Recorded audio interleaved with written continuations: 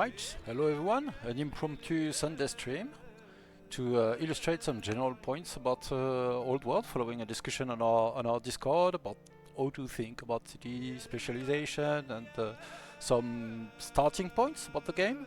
I'm going to lower the difficulty a bit so that we have something that's a bit that looks a bit closer to the kind of difficulties we were talking about. Yeah, not change anything. I'll probably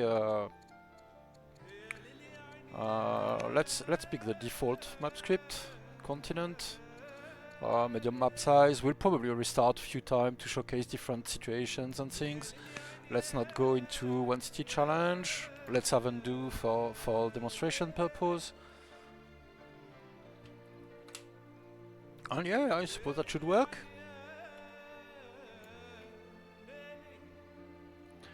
One second.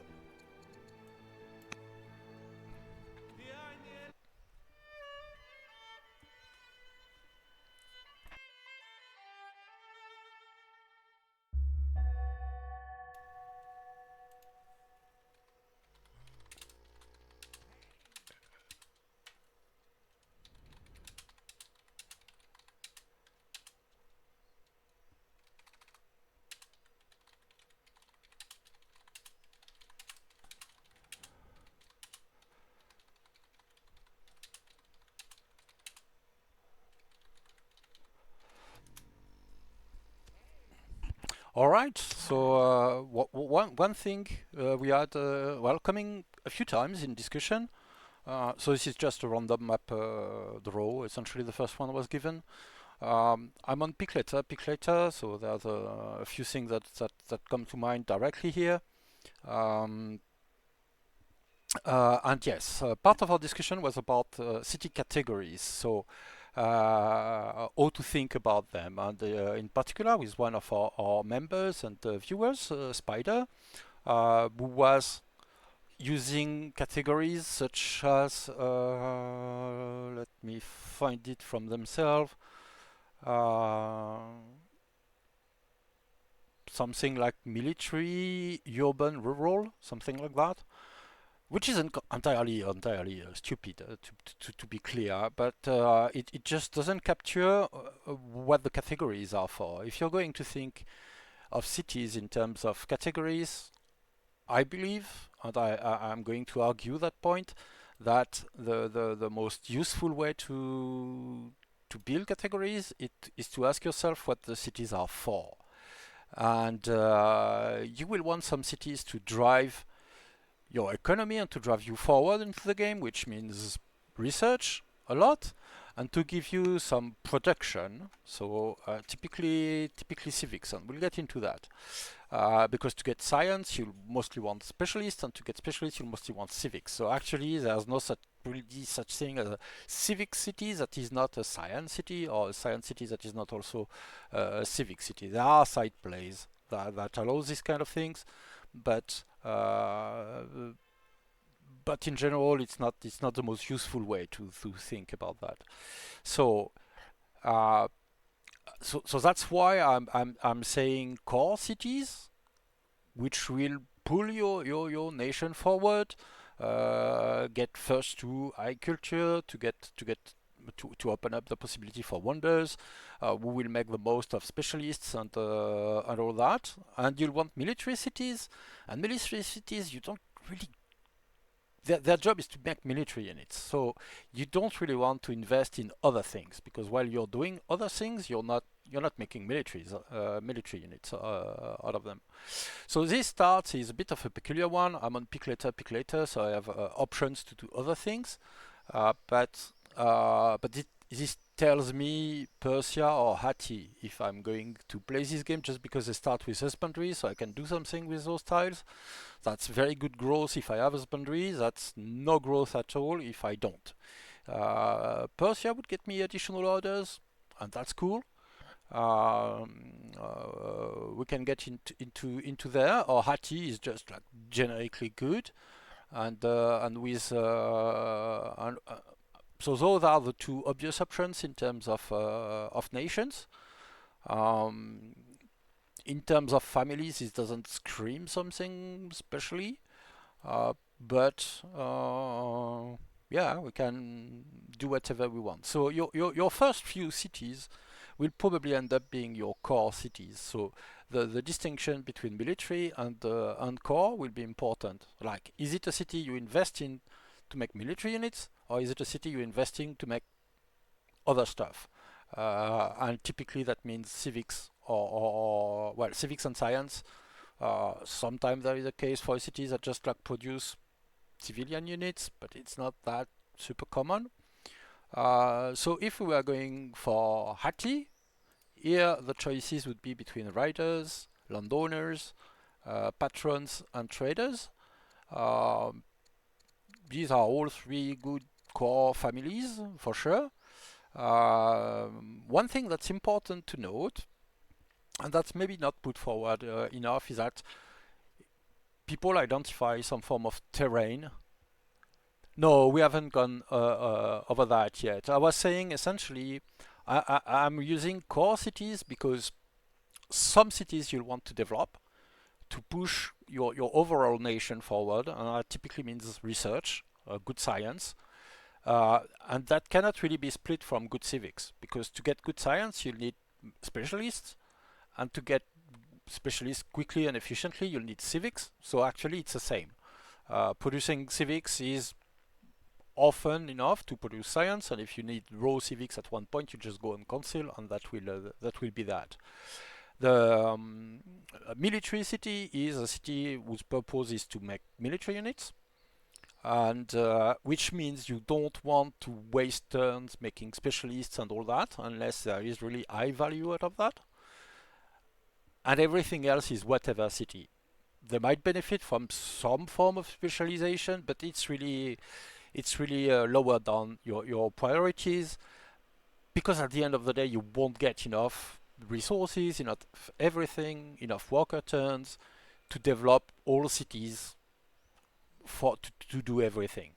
So, and it really pays to concentrate on a few. So either they're core, otherwise, yeah, maybe there are minor benefits, but not that much really.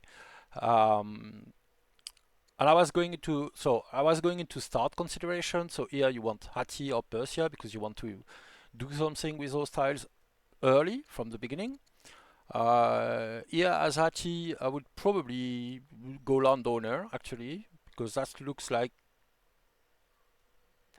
Judaism is in reach, and that's probably a good play for Hati. So get to pastures early on, and then the ranchers, and go toward labor force at the beginning. Hati starts with iron working, so you should get it as a second option probably. Uh, I'm going to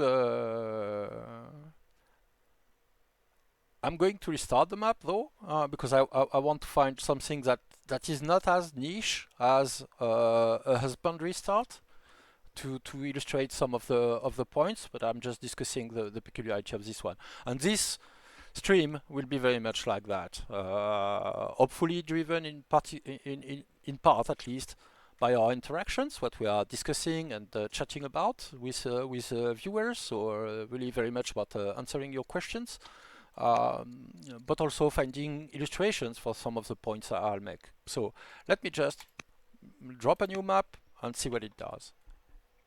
And I'll explain later maybe why I don't want something so niche to start with. All right, so cool. This is a bit more standard start. There's a gross resource that I can improve without any tech, the sorghum. So that's a decent start just because of that.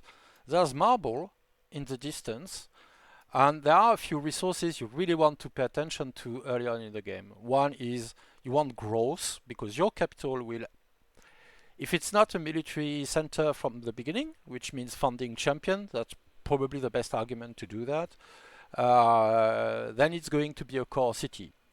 And to make a core city, you want growth no matter what, at least one growth resource that you can improve from the beginning.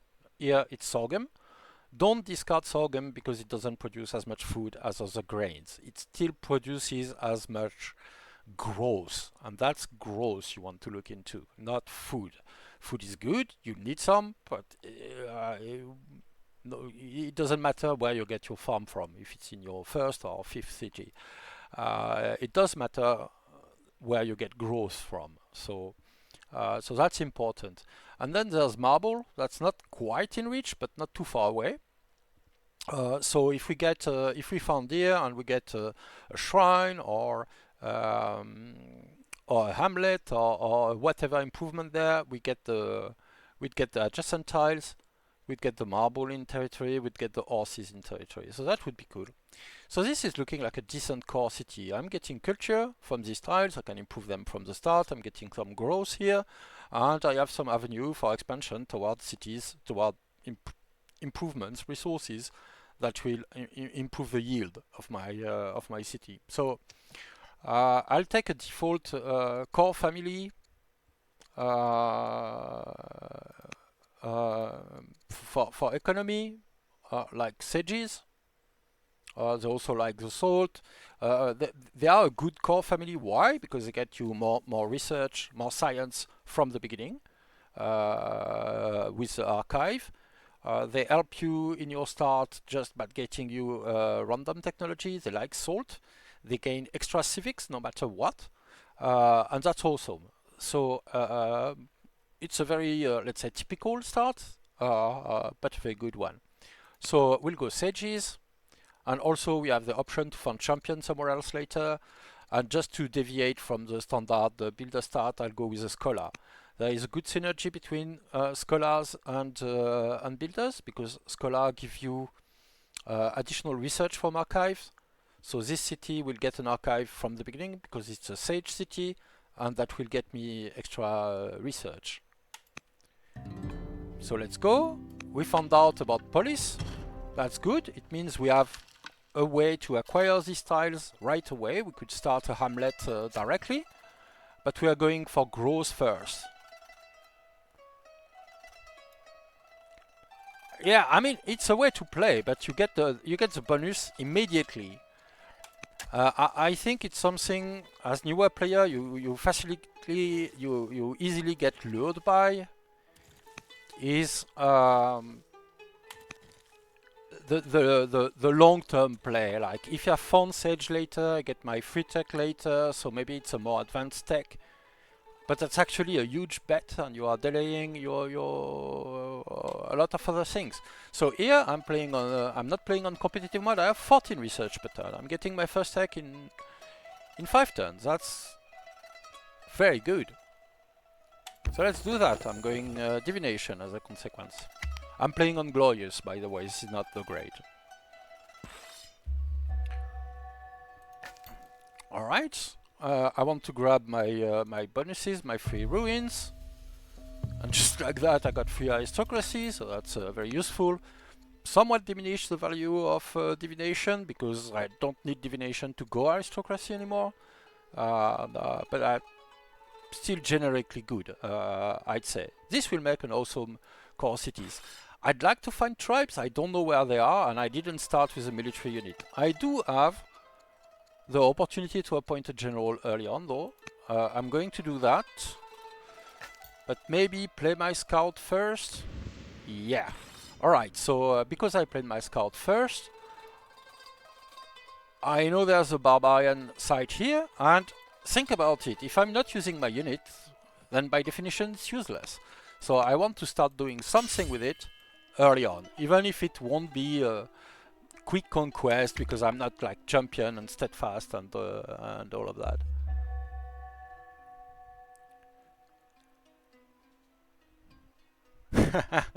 Yeah, I got the free music. Alright, my Gollygog got superstitious. That's not great, but we'll survive that, hopefully. Our walker is not done. No pressure to do anything else. Let's start working at this tribe mine.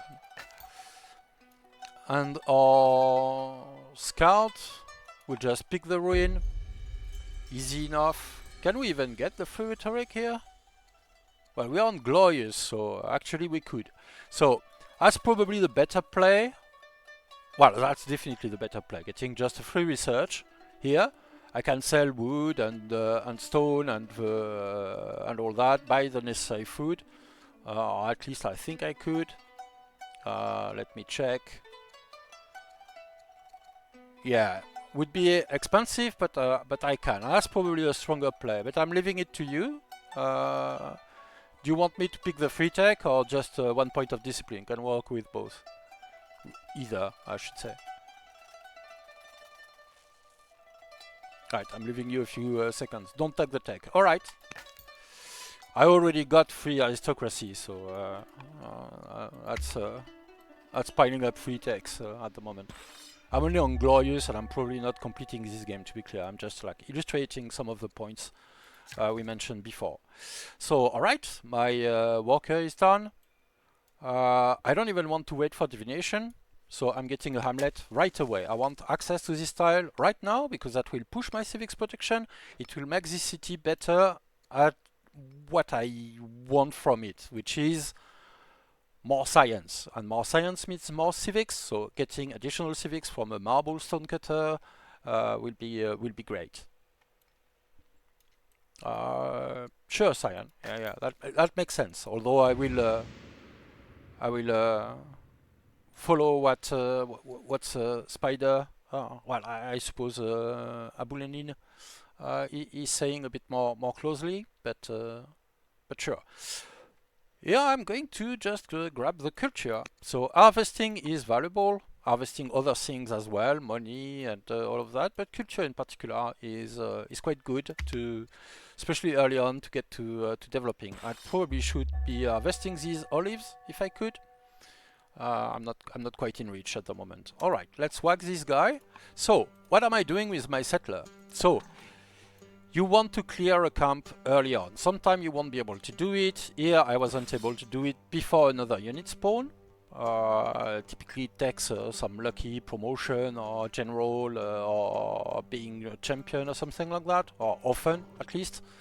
But then I want to heal this unit, so I'll just settle this spot in priority over the free one I got from the beginning. Not that it's a bad spot, but I want to secure here and minimize the time I need to make this unit available again. So heal it and all that.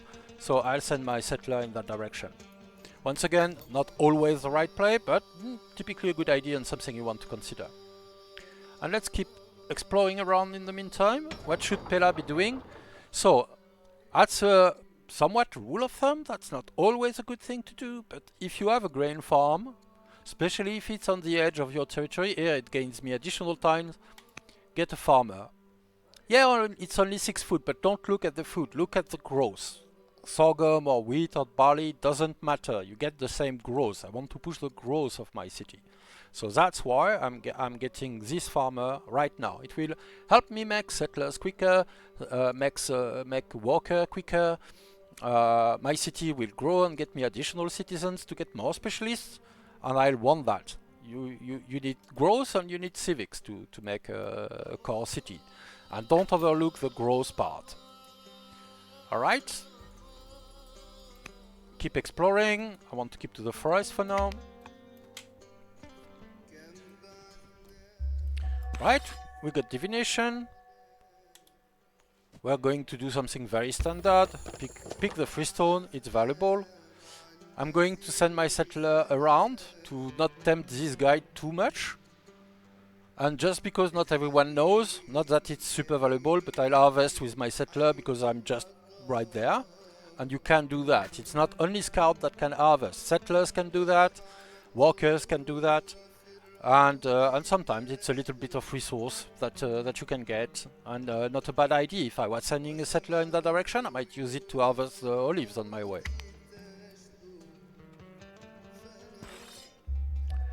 Right, you can whack this guy. I want to settle the city. So this is a hunter spot, and I don't have hunters. So this becomes, I don't know the terrain. I don't know what resources are available and all that. Which sounds like it's probably a whatever spot. We don't have trapping either, so we're probably not doing much. I think I'm settling here. And because I don't know what I'll do here, I think I'll put artisans, which are just good generically.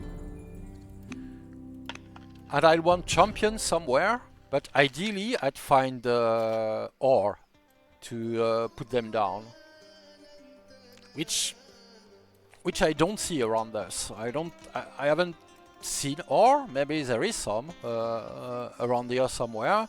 Maybe there is some in the fog here or other city sites. I don't know.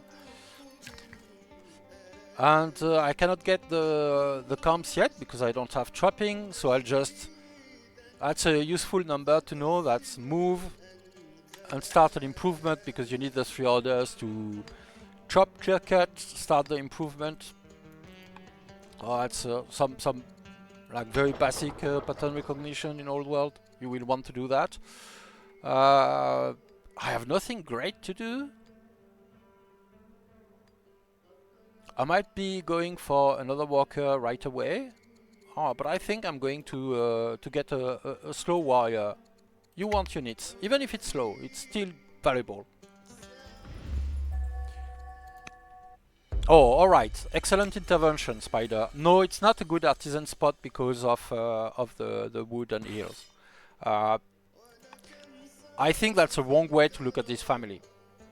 Artisans is not about getting 20% more, getting one iron more out of mines and 1 lumber more out of lumber mills. That's really not the point of this family. The artisans is typically a whatever family. You need to identify that some families have map-related bonuses that are always relevant. Let's say hunters, because every family will want to have camps and they will get double value out of that. That is very significant. Traders or patrons, because wherever you find those bonuses, this will be relevant.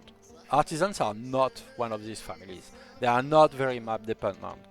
The artisans are one of those families where most of the strength is concentrated in the seat, like champions also, or some other family types.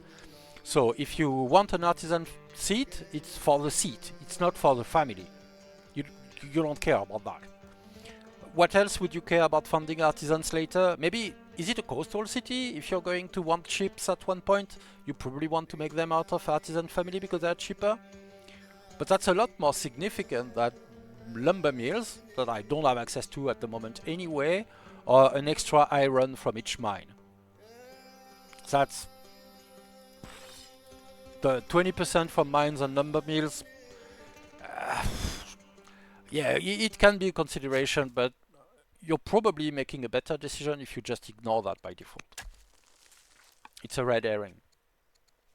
Like adjacency bonuses from shrines and stuff like that. This is not what shrines are about, and this is not what this is about. Alright, what do I want? So, picking ambitions is what do you not want? For instance, 4 miner specialists. Is that something I want? Do you think it is something I want? Well, I'm going to answer, I don't want it. To give them more cities going forward? Yeah, but I have a coastline, and that's good enough. And really, artisans, if I get just a few, will be good. No, it's not a no. I don't think so. Let me display it fully again. 5 specialists. I'm definitely going to want specialists. I'm not going to want minor specialists, because I want minor specialists pretty much only if I get a luxury. And yeah, I could get some salt luxuries, but this early on, I'm probably not focusing on that. I'll want to do other things. I'm already getting a specialist, so I won't have a citizen, and my next citizen is going on a stonecutter. So I'm going to get at least 2 specialists. That's part of my immediate plans. But I might be getting some mines, but I probably won't want the specialist early on. So for miners, I'm not getting that. Almost certainly. 5 workers, I'm going to want that. I already have 2. I'm going to want 5 specialists, so I can choose between those 2. Those 2 are decent. Also, they will affect the rest of my strategy. But yeah, let's go for no in this case, just to see what What else comes up? Alright, let's explore. Alright, if I'm picking the legitimacy here, I'm going to fight these people. And goals in forest are painful. So I'm going to take it, because that's my first war. But when you see advanced players declaring war on every tribe they meet indiscriminately, keep in mind they might not be playing on raging tribes, for instance not in multiplayer, most likely. And it requires a lot to deal with all this aggression quite often. So let's see how this moves. Alright, we got our stun boosts. The oligarch is an islander. That's good. Oh, we get an opportunity to marry. We could marry a skimmer for mostly more research. Or an orator with poor discipline. And I think we want the skimmer here. Early research is very focused on characters, so that's good value. We want to heal our warrior. And here, where do we want to go tech-wise? So we got a few free techs, meaning we want aristocracy to boost our research. Well, we want centralization, sorry. We already have aristocracy. We got lucky. We already have drama, so we can make audience and get specialists, urban specialists that way. Same for divination. So mostly we want to start on whatever we are belining for long-term development. So here we are Greece and we already have an option for that. So this is quite a beeline, right? Here I'm saying I'm spending 18 turns, although Sion will rightly say you that's not really 18 turns because I will improve my research in the meantime and it will get closer. Or we can do something else. Here I'm saying my early research will be architecture, will be coming out from baths and doctors. Let's do that. So I'm clicking here, but so 18 turns would mean turn 27, 28 for what am I saying? No, 27 for this to complete. It will complete earlier. I'm pretty confident on that. Let's heal. So here, Pella, I have improved growth. But it will still be a little bit of time before I can get an additional citizen. I will do a festival. Festival is not about the discontent, it's about the growth. I want to get an extra citizen and a little bit of culture in my city while I can and get the stonecutter up as early as possible. This guy will come in and just defend and then I will want to push settler out. And in the meantime, I want to know where I'll plant my third city, and for that I'm looking at some place for champions. So ideally, I'd want an ore tile. I don't know if I'll get lucky enough to find that, but that's what I'm looking for at the moment. Since I have the orders, I'm actually going to start the crossing between the two cities, because this military unit I want there, and heal later. I'm not picking the promotion, because none of this is really decisive at the moment. So I'm just keeping the flexibility for myself.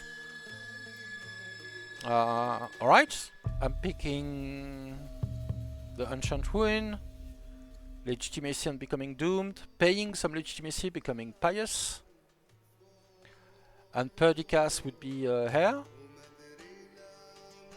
I don't have a kid yet, so that would be my heir, I believe. Is that true? Yeah, I don't have a kid yet. Yeah, I'm going for it. A bit of charisma won't hurt. So let's do that and get back to a forest tile to add my scout.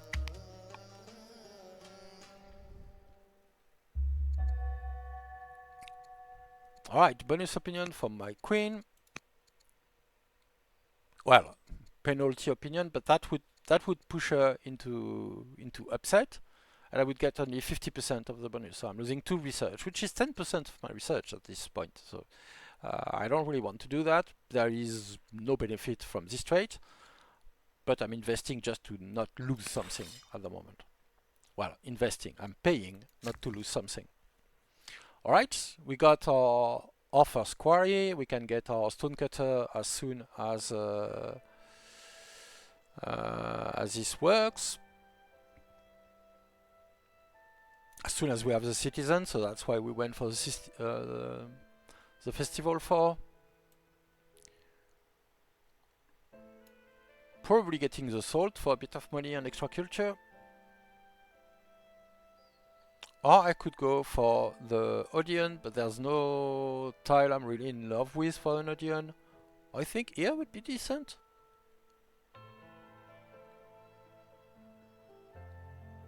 Yeah, that works. Odeon first. This worker got me a mine, so I have a little bit of iron coming in. I have another opportunity for a mine here, but I don't have enough orders to get it now, so I'll actually prioritize getting my worker back in territory and healing. Sorry, I meant to ask earlier, do you give all the same kind of cities to the same families, like in this example, all the core cities to Sage and whatever to artisans? Actually, core cities, there will be a handful of them. 2, maybe 3, something like that, and then something a bit blurry. So actually, what's more relevant is in which order did you found them. Unless I find a super awesome spot somewhere where I would get a mega city, these are probably 2 of my core cities no matter what, just because they're already up, and that's what's determining. I kind of want this guy to come to me and attack me, so I'll lure them in. And I get awesome culture from the sages. I'll actually want the Odeon before anything else, and it will come quickly. I could maybe make a play for Zoroastrianism, but I won't get into that.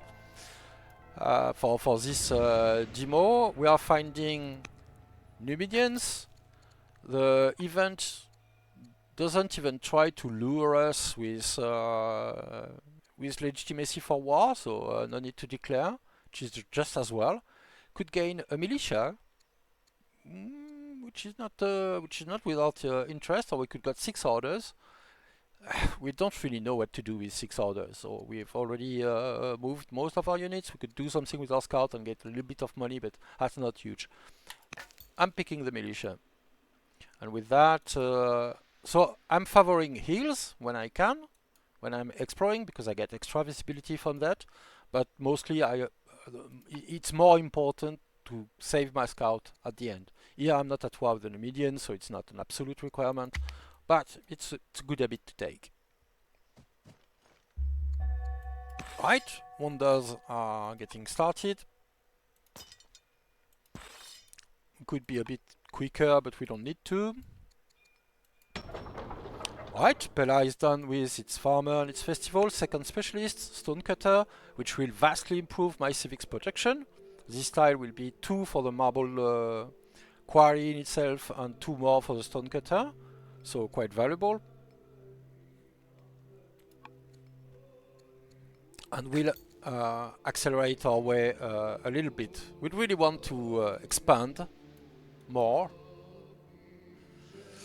Yeah, so I'm going to expose my scout because I want to harvest this stuff. Because there are cool events. And there you go. I saw Cyan fishing for it in the last game and never getting it, but here I'm getting one. So oil, so this is more of a side, so don't get too distracted by sightseeing. But the events on harvesting, some give you an opportunity for research, and they are coming from olives, iron, and fish. So yeah, I got super lucky, particularly my first harvest in the game, but it would be worth it even just for the 10 culture. I'm just like pushing the culture early on.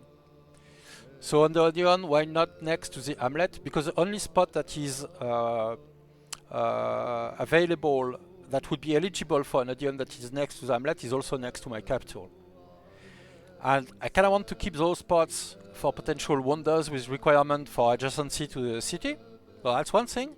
And also it's riverside forest tile, meaning it's very good for wood production. So all in all, I value these tiles for other things. And the adjacency from Odeon is what, 20%, so it will get me something like 0.2 culture and 0.2 happiness, something like that. So essentially 0.2 culture means it's worth each harvest of olives is worth 10, 20 tons of that. So I don't value it that much, is what I'm saying in clear. Those minor adjacencies, you really have to evaluate if it's worth it.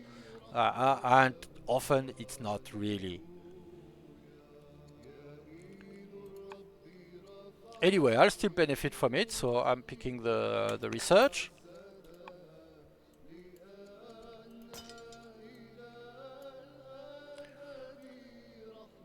And I don't feel like I really want to do something special with my militia, so I guess I'll send it down. Well, I don't know where I would like to put champions, so maybe let's have a look and explore a little bit around here. Otherwise, we'll go default champion and explain what's good about that. Oh, a little bit of wildfire. Alright, we are creating lucky with events. Enact epic, control 5 specialists. Alright, so this is coming back up again. This time it's sponsored by one of our families. And okay, we'll get that. So, alright. Okay, cannot kill this guy. So while the wildfire is going on, I'll just heal, I suppose. And get a mine. Yeah, get a mine.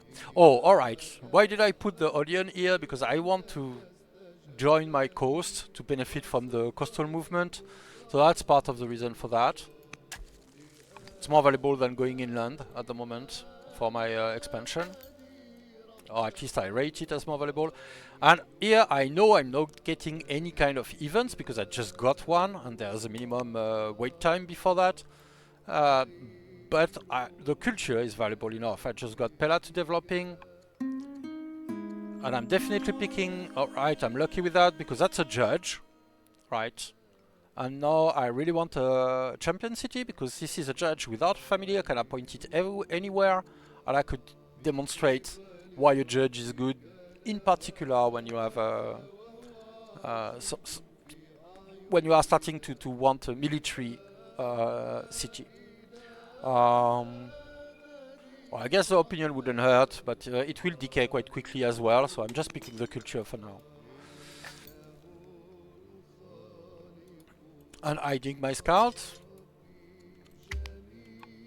And occupying this spot. Not that there is particular value, the AI will ignore it and we haven't met anyone. Okay, we could gain food, more game, or even more game. Because I'm productive. Oh yeah, I'm a pathfinder. Alright, awesome. So we're getting even more game. This is a little bit crazy, alright. So we'll want to go for training at one point. For now, we'll just kill this guy. Besieger, Ranger, track. There's a lot of forest around. Ranger will surely stay valuable. I'm not making a play for Zoroastrianism, so I might as well get a theater and keep pushing my culture. Well, divination would also help with that, but alright, and we got a second warrior. So that's worth mentioning. Are we clearing that first? Well, no matter what, the fighting will be closer to our capital, it looks like. So we'll have an opportunity for a general as soon as we get enough training to be able to assign one. And our militia is doing, well, is not doing much of anything at the moment. So I'll just send my scout back and heal to send them south. Alright, we got a warrior. This is a slow settler, but we want settlers anyway, so let's get one. Alright, Thracians. Well, I guess becoming steadfast would be useful, but we are not going to general a unit. And that costs more training than we have anyway. and I don't want to spend the money, so I'll just take the free XP. Okay, Eloquent is lucky. Do I die? I don't die by hitting that guy, so assuming I have enough visibility to be confident that no one else is coming, I can still whack them and probably kill them. I guess let's pick Strike as a generic one. I might want Horsebane later, there are Numidians not so far away. So alright, no, I'm just going to attack.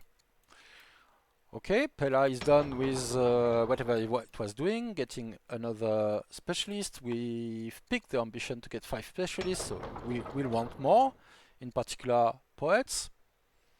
But we want settlers immediately, so let's do that. I think I'm killing this guy first, and we'll appoint a general next turn.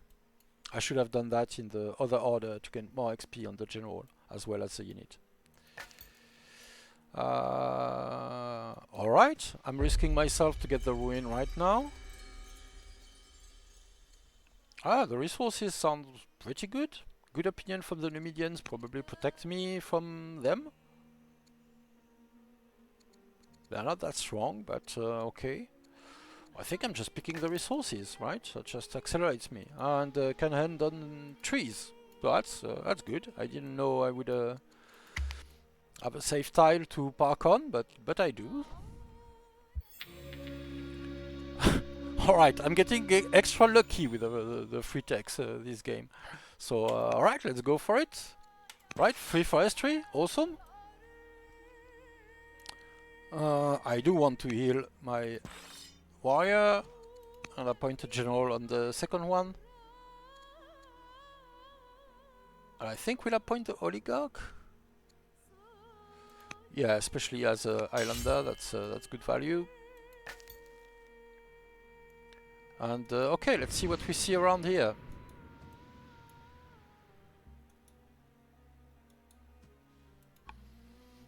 Alright, this might be more of a Sage City, okay, because of the extra civics, so you want to pile on the functionality, so it could be another core city. So I don't know yet where I'll send my, where I'll make my third city, but these two guys are going to clear a camp next, and I think I like that better for champions at any rate. Yeah, there's early growth.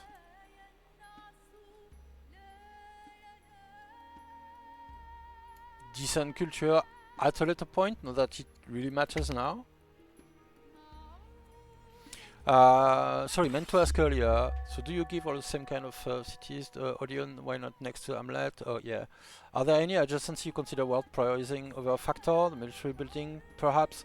Military buildings are decent, but if I really want a barracks and I don't have a garrison, I will put a barrack, or a range, or whatever. I will typically try to keep it in mind to put them in the same region, but not to the point I will constrain everything else for it. Normally I try to reserve these non-lush freshwater tiles for bass.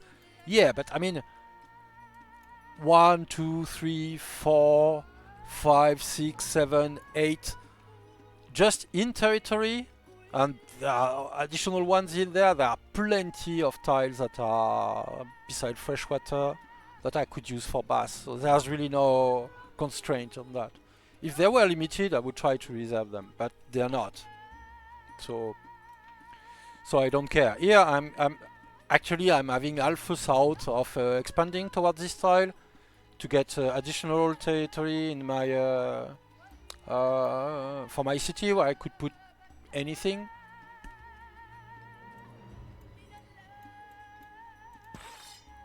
I could just kill this guy, I suppose. Yeah, I could definitely just kill this guy. So alright, that does it.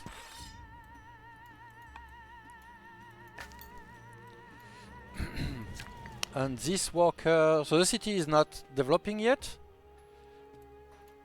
I think I'm just getting another mine.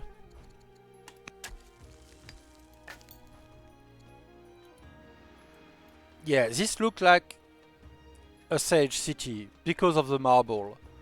So that's the kind of thing that makes me think, a second sage core with good marble could make sense. But that already means I'm aiming for 3 core cities probably. This one will be a growth powerhouse somewhat once we get to trapping and get those game resources. Not to the same extent as if it was a hunter city, of course, but still pretty good. And I want champion somewhere. Probably somewhere means here. Oh, the plague is coming. So that just knowing the events or some of them. All right, I'll hit this guy this turn and just heal with my commander this time. Okay, so we want to do that. We need to sell a bit of resources to get money, and I think I'll sell a bit of iron.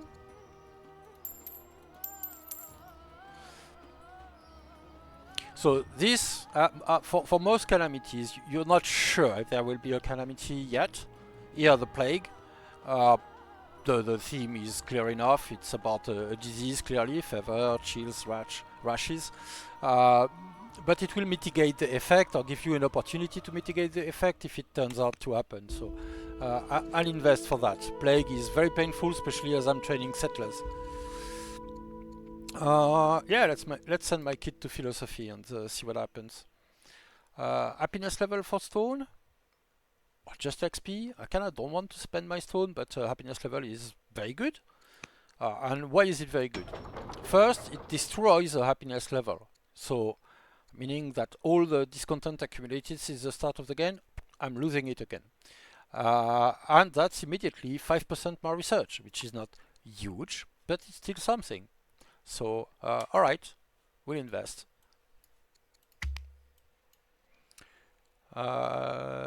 Whichever you have more of. Well, I know I will. Okay, yeah, I should get into detail for that. You're right. All right, architecture. So 7 turns before what we imagined originally. Granted, I got lucky, but still, you'll find that quite often it will come sooner than expected rather than later than expected. And here we have to make a tough choice or a fake tough choice between bonus cards. So I decided to send iron because I don't have much stone production and I will need stone for all urban improvements and I will want more. I already have several opportunities for urban improvements open and not much stone generation. Iron, the only use I have for iron at the moment is warriors, and I'm not building warriors in mass at the moment, and that's already sustains 1 warrior every 3 turns, which I expect a random champion seed to do. So it's fine actually, I'm not missing iron. I will need a bit more to pay upkeep for units and things like that, but not that much. I'm already close to functional iron for the early game. Stone, not so much. And iron has a decent price. I would probably consider wood otherwise, because I can chop and all that. I can get wood quickly. I just have to dedicate a turn to chopping with my walker. But I want wood for my rural improvement, and it doesn't sell for as high value as iron. So there's a few different things that comes there. Well, border expansion is good. All right, let's see what it does at the moment. Yeah, it would give me all these tiles, right? And get me to the mountain here. So actually I rate that better, and that is decent as well. Getting a little bit more coastline and 1 more game if I'm going to go training at one point. This, if I'm honest, I don't care about. This is coastal to a lake, so I put 1 tile here and I get these 2, and I will get around and I will grab that no matter what. I don't need border expansion to do that. And this, yeah, well, I don't have training yet, and I will get all those tiles. Once again, my borders will expand because I will make urban improvements on those tiles. So, this I don't care about, if I'm honest. Grabbing that in my capital territory? Yeah, probably, because I won't want to make gardeners in this champion spot if it's becoming a champion city. So, there is some value in that, but it's only 2 cities. It's not a game-defining border boost no matter what. So, what do I do with the 3rd settler? Well, depends. I'm taking this spot. I have 2 settlers coming up. I'm getting this one quicker, which is valuable. So yeah, looking at it like that, actually, I'm probably not picking the border boost. The settler will help me compensate for my slow expansion. I'm getting my settlers late, so that's good. I could even forego both and fish for training using the fact that I'm a scholar at the moment. I'm going to pick the settler.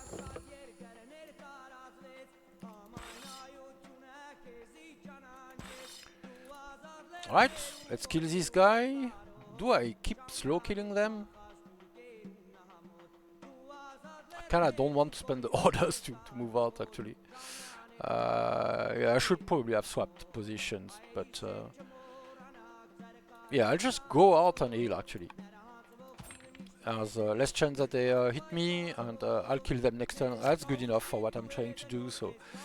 Alright, so shrines. You want a shrine in your capital, no matter what. Here I could go Cold Bath directly, because it expands my territory, gives me an opportunity for doctors, and that's all good. The reason you want shrines, a shrine, is because there are wonders that want you to have a holy city. And pretty much, well, there are not many of them here. The Hagia Sophia, for instance. I think the Heliopolis wants one. No, it does not. It wants Sands or High Tile. But your capital is likely to be in the lead for culture. And if you're going to be the first choose is high level, the first opportunity to make wonders, it would be a shame if you ended up not being able to get the most value, be able to plop them down in your capital. So just for that, you probably want your first shrine in your capital or in your why don't you just undo? About what you mean? About that? Because I typically play with no undo. I activated it here for this game to be able to demonstrate things and show, alright, this is what would happen, but I would actually do something else. But I typically play without undo. I try to use it very sparingly. Which doesn't mean you should do the same, by the way. So yes, I could have used undo in that case. Alright, we are going to go a bit further with this one. Settle our first, well, use our settlers.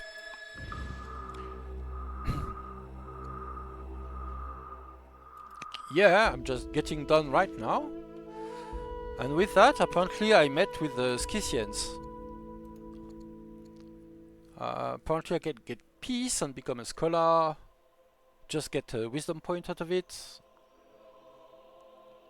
Or declare war if I was strong, and apparently I'm not. I'm just going to take the wisdom point. It's a bit blunt, but it works. Alright, do I want the free archer? Maybe I do. The advantage of the pick I made, which was scholar plus sages, is that I get good early research. Like really much better than if I went builder artisan. Builder artisans has a lot of other value, but for research, this is a strong combo. So I'm ahead of where I would be usually with that, and especially because I got luck with event as well. So quite a bit of lump research bonuses and also some free techs. So for turn 20, I'm actually quite advanced. Turn 20 architecture is like awesome in itself. But I also got forestry and police. It's not like I started with that. I also got aristocracy done already. So I'm good with tech. So spending 3 turns to get a more advanced unit and pad my capabilities with better military, converting some of my good research rate into a military unit isn't stupid. That's something I could definitely do, and maybe I will. Other consideration is I could reroll and just get trapping. And finally be able to do something with all this awesome game I have here. That will accelerate the settler, makes a very good growth city here. And okay, growth city is something that allows you to do other things. Growth is not that huge by itself. You could use it to pump all of your settlers and the workers moving forward. That's one use, the most obvious one probably.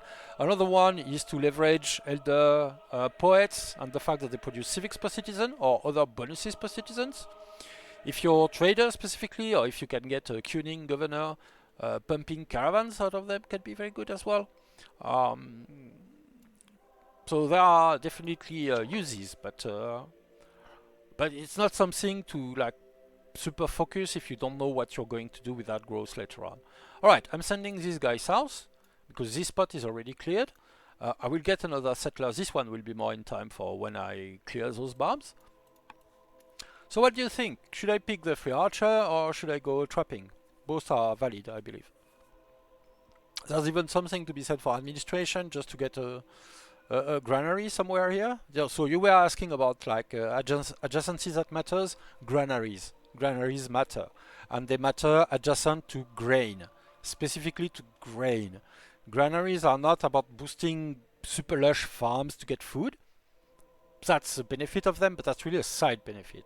The main benefit is boosting growth out of what you have, and you get good growth from grain farms when they are on grain and the farmer. So that's where you want a lumber mill and a granary. And I don't care that these tiles are arid and probably won't make very good farms. Although this one is adjacent to a volcano, so it's probably decent in the end. But the point of granaries is growth, getting growth out of them and boosting growth out of them. That's really the right way to look at it. Given the choice of a granary, no question asked. A sunshrine is 20%, a granary is 60%. There's no doubt. A sunshrine is about half an order. A sunshrine is a urban tile that you can use to expand your territory because you can place it anywhere. Just that makes it more valuable. If I had I would probably put a sunshine here just to grab this tile. So for me it's a granary.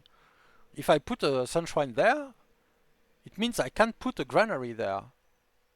So actually this is a bad play in some ways, right? If you're at your max number of granaries and things like that, maybe if I got extra value out of the shrine because these two tiles are super valuable or that get me access to something, but that's not the case here.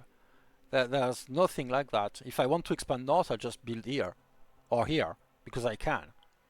I don't need no adjacency required improvement to do that. Yeah, the shrine gets me other stuff, but I would probably get it there to grab this resource or something like that if I had it around. And actually, you saw me build my first shrine. I went into that direction because I want this tile to grab the territory, see what's up there, maybe expand further, get an opportunity to get mines. So, well, hills for mines. Alright, I'm going to do... I'm a bit all in on development by doing that, but I'm going to go for trapping first. Fun trick for Greek Scholars Art, you can shuffle the deck on turn 1 and have the free settler be your first technology. Oh! Yes. Yes, Ilikaia completed, Duke Dadas. Yeah, but that's more in the tips and tricks, let's say, type of knowledge. I'll go for that, but... Alright, archery, wrestling, equestrian, I don't know. I'm probably getting infantry units, though. If they're infantry and ranged, these two are equivalent. If they are mounted and ranged, these two are equivalent. So, just be simple, wrestling will be relevant. Yeah, a Delver would be cool. I'm going to have multiple marble in my territory. I could marry a Thracian. Is that me? Yeah, my wife is responding favorably. Do we want to do that? I don't really want to do that. Alright, just XP. Keep it simple. And alright. Let's start to kill these guys. We'll have a settler going there very soon. Alright. So that's also one thing. I probably want to settle here but I will need something to expand my territory to grab these two, and that might be a hamlet because I'm lucky I got police, but a shrine is, I would definitely use a shrine on here or yeah, here to get those two tiles in my territory. And I don't care if that doesn't do anything with adjacency bonuses.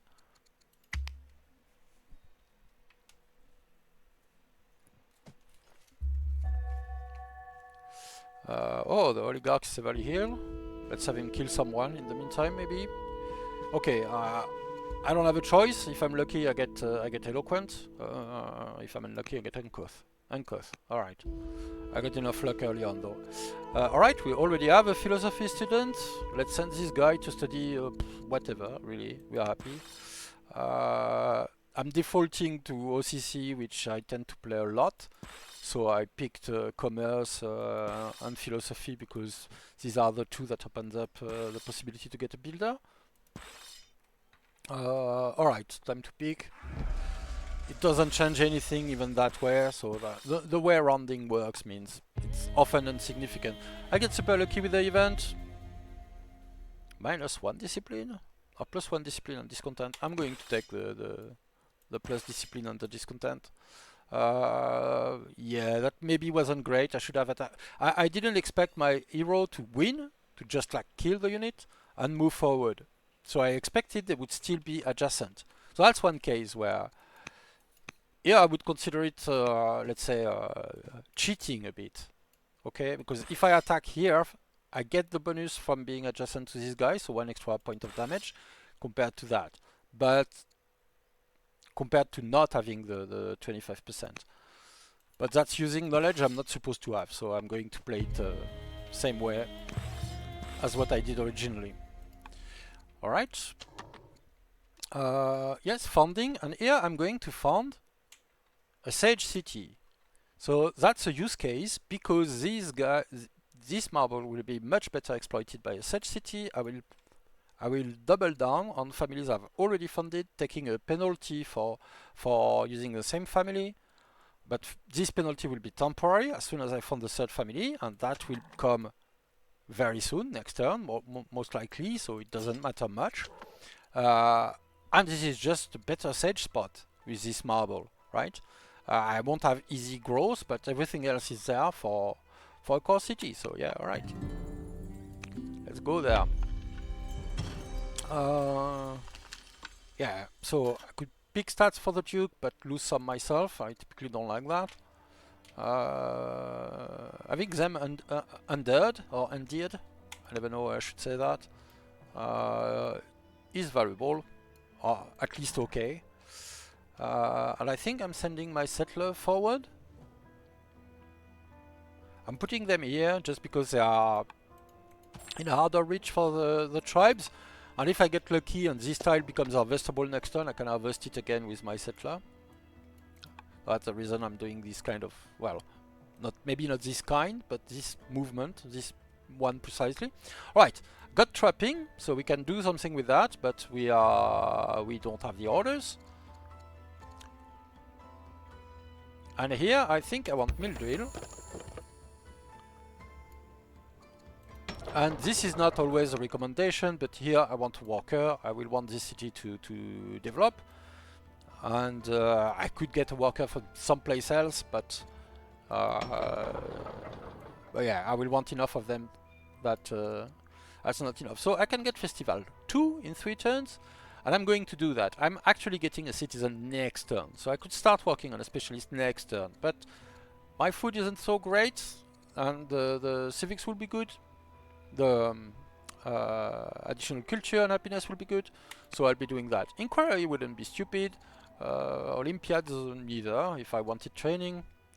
But I just want to compensate a bit for for having spent time making a settler and so not growing for a bit. We have okay growth with a farm and a farmer, but not great growth at the moment. So we'll want it to be better than that. Alright, family better pleased. Alright, and I want to get this tile in my territory right away, so I'm going there and I'm funding champions. Alright, and so let's illustrate one point that Sion often makes. Champions get plus 50% training in their seat, right? So that's one of these families where the seat is overpowering other cities. They are always stronger, but they are much stronger in that case. So this city is pumping 10 training base, right? 8 for base, 2 for being a military family, same as hunters and riders, and plus 50% training. Meaning, with nothing else, no ore mine, no officers, no barracks, no nothing, it's a 4-turn military unit. And just that means they are a decent military pump and can perfectly justify going military unit first before your first worker, before anything. It's just a decent play. Champions can do that. So, which is why they are the most clear-cut military family of all, right? They're just good no matter what. The seat, at least. So, this is a military family. So, this is a city where whatever I get for development, I will want to get it. I will want to minimize the investment I make unless it's going to military production. Let's get the...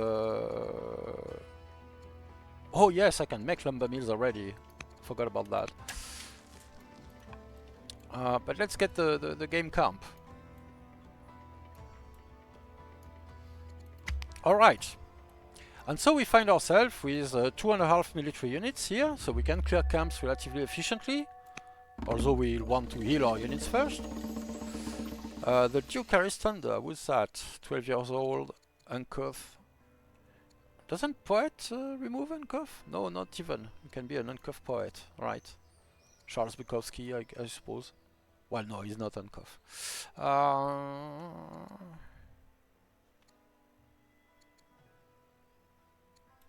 All right, let's roll it. Yeah, okay, I'll get the XP that way and heal.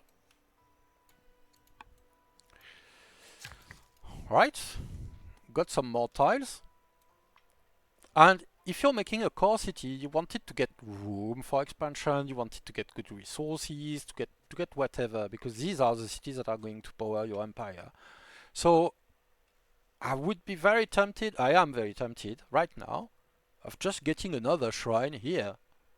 Because that nets me, I make sure my capital will be able to make mounted units, and that expands my territory to this tile, so I can get more quarries and all these kind of things. So these are valuable tiles in my book. The other side of the coin is maybe I want to invest in that city first, because I want to get a shrine here quickly to expand my territory that way, and this will remain available for a bit of time. After all, I don't have husbandry for pasture and all that. I could even get a bit of wood right now, just to do something with my early forestry. I think I'm doing that actually. Yeah. These guys are healing. I forgot that I got an early militia that's there. Alright, so this would have made a decent champion seat, but it's far away because of the ore, right? An ore mine is 2 training, a miner on top of an ore mine is 2 more training, so that's 4 additional training. And of course, if you are a champion seat, this will be available in any military city, but in the champion seat specifically, you get the plus 50% multiplier. So that's actually worth 6 training in itself. 6 training per turn, that's like huge.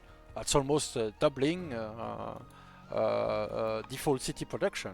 Alright, we met the Romans. We are charming, let's make use of that. So, meaning we are trading with the Romans, so our food production is not working at the moment. We don't get enough food. We will need... we have 1 settler we don't know what to do with.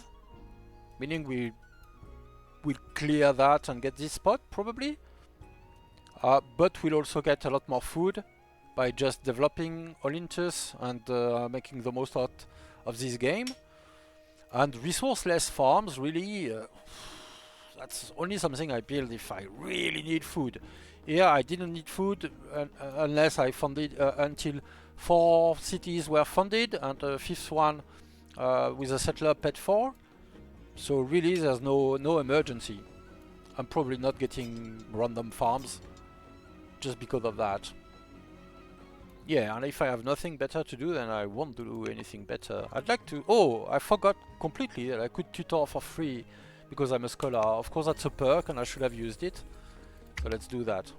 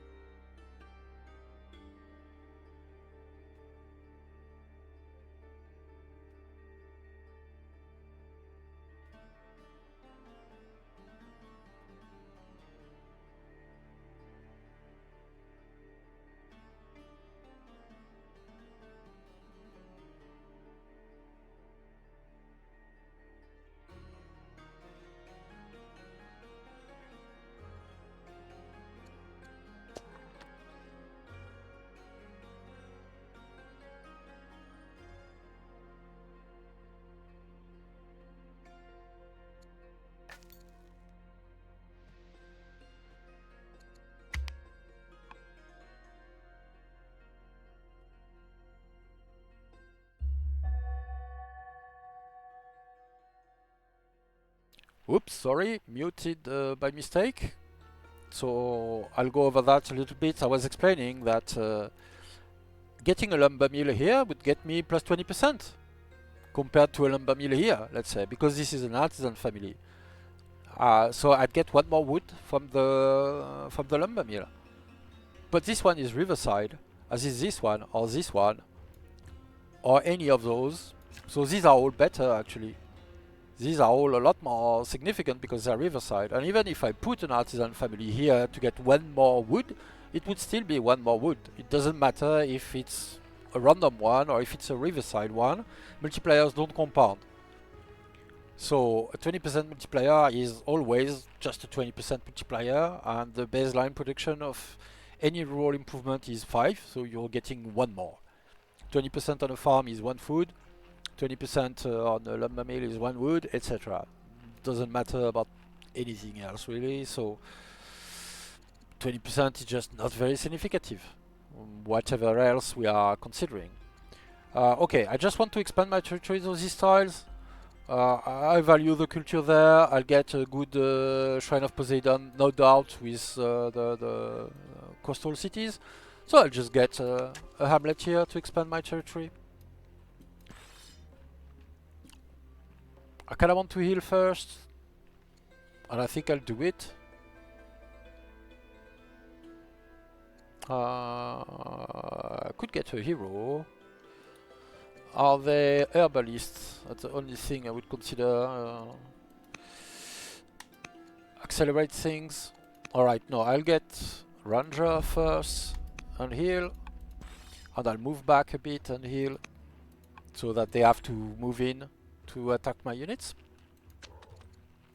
Settler can stay there.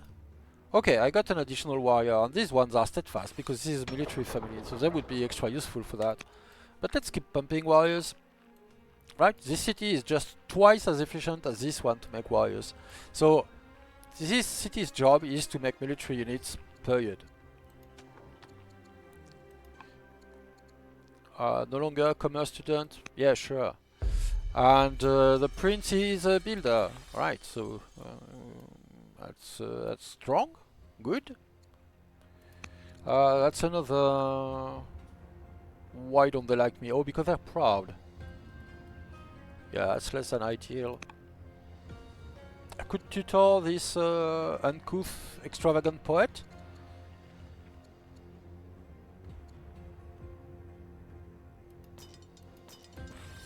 Or I could just appoint a general here. I should remember to influence them to get rid of the 5% penalty. And I should have adopted centralization already.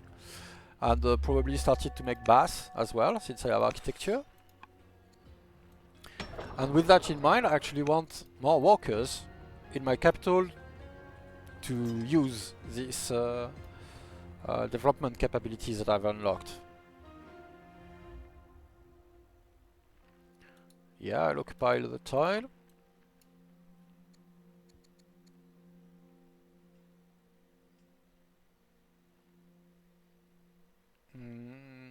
Yeah. Actually, the free worker wouldn't hurt. Once again, I'm converting my research into something else because I'm late in some aspects of my development.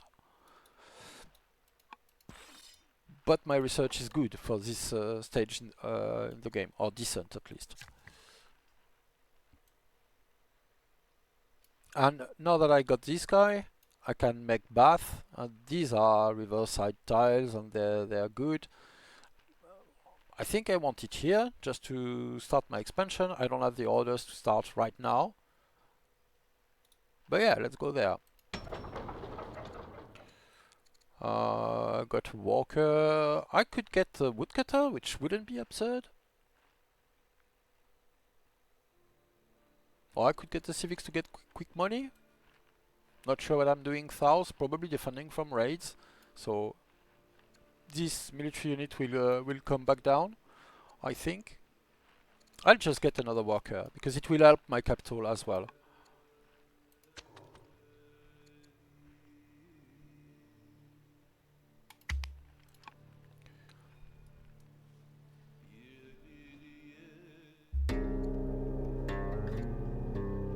could pay food, could pay other stuff, or I could just take the penalty from the pagans, which doesn't matter that much at the moment. How long does it stay? 20 turns? Or I think I can pay the sacrifice. I'll do it. Once again, this mitigates calamities, most probably. The Scythians don't like us. Could promise to enact epic, or just get iron. And I think getting iron is an excellent idea, so let's do that. We are already getting some every turn, so that's okay. Heal. I said I wanted to work on the opinion of this general, but in the meantime I'll bring them there. And what are my workers doing? Starting a bath and getting one more camp done. And with that I'm not influencing my general yet. Unfortunate, but one has to pick.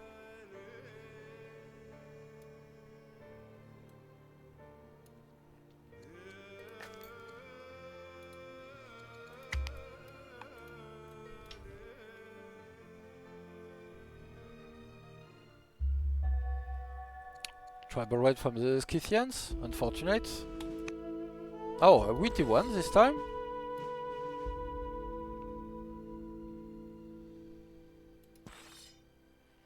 Alright, so here I'm moving in, because I probably have enough. Yes, the adjacency gets me over, so 9 and 11, and with that I'm killing this guy, so let's do it, and then I'm going against this camp for this settler.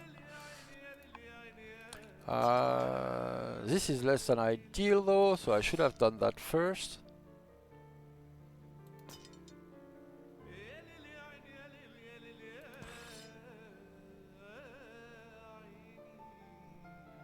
Or maybe I'm okay with losing that militia.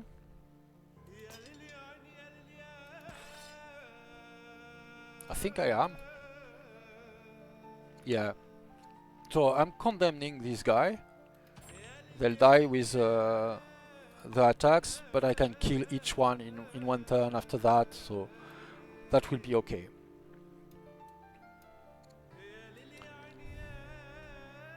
I want to get rid of the threat, so kill these guys. I have a raid coming from here right after, so so there you go. All right, and here we have like a lot more, but we are already starting to get out of the early game. So it really depends what we want to do. Husbandry would get us. All right, so let's map out some paths here. Husbandry would get us toward Spoked Wheel and Portcullis, which means unlocking our other consular spots, Chancellors and Spymaster. The traditional high development behind is labor force, phalanx, citizenship, scholarship, because it gets us more civics and more science, and that's the jobs of core cities.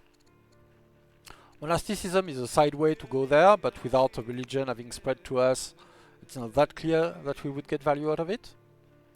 But yeah, the default path here would probably be labor force. That's also an extra law. We want to adopt centralization first.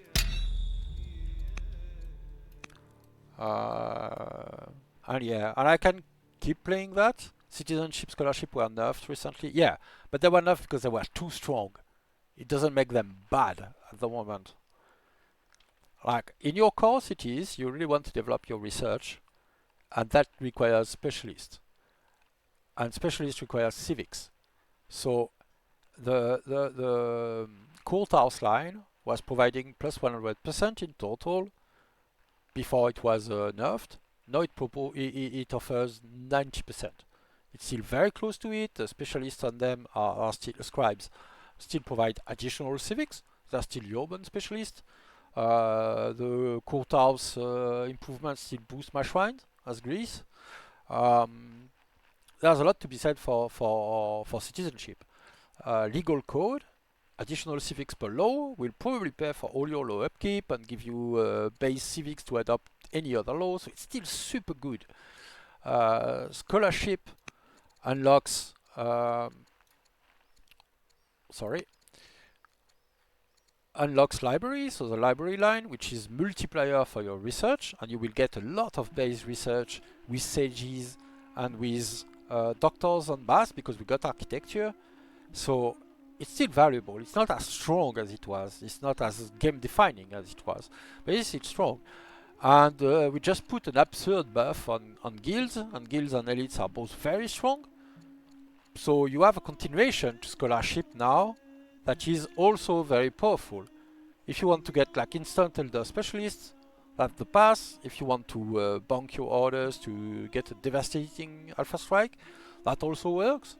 So this is still a strong line.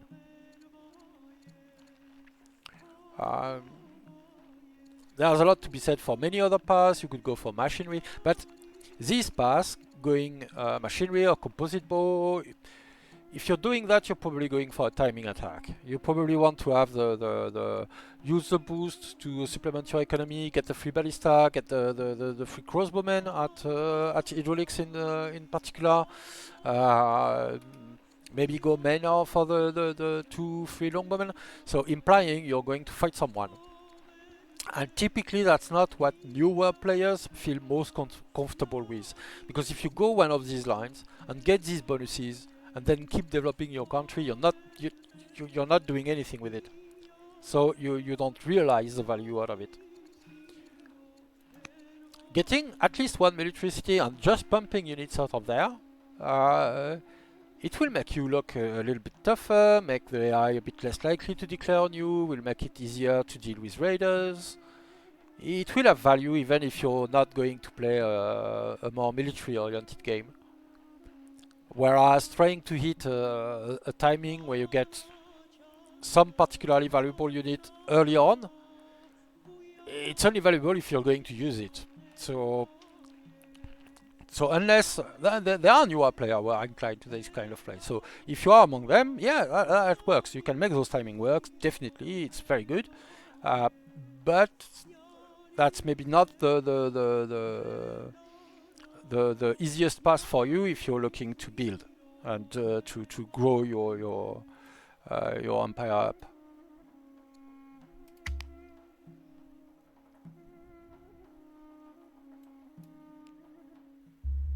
Oh, we're lucky.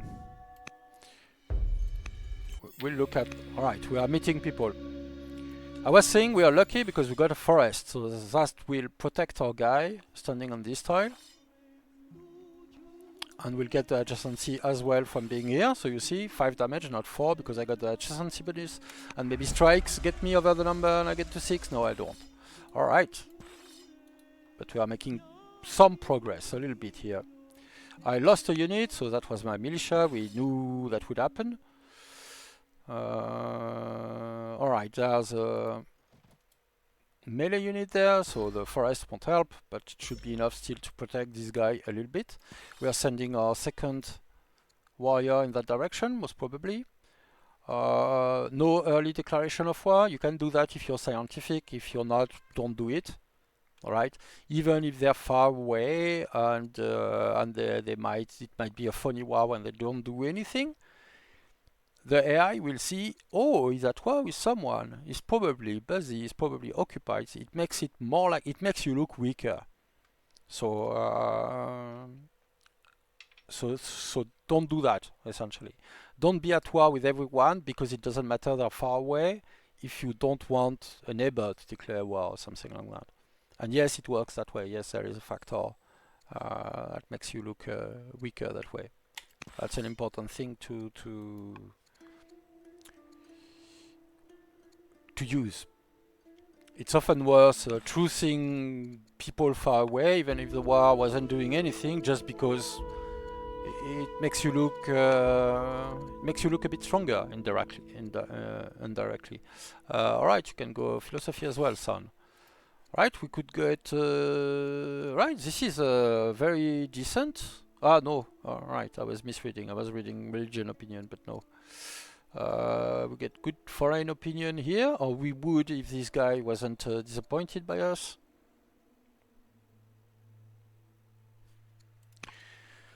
So one consideration is that these people, seeing that there is a concealer slot open and they don't have it, they will have a bit of an opinion penalty. None of this has major effect at the moment, since they're not really fighting. But it's something to consider when you pick who should have a concealer and who should be an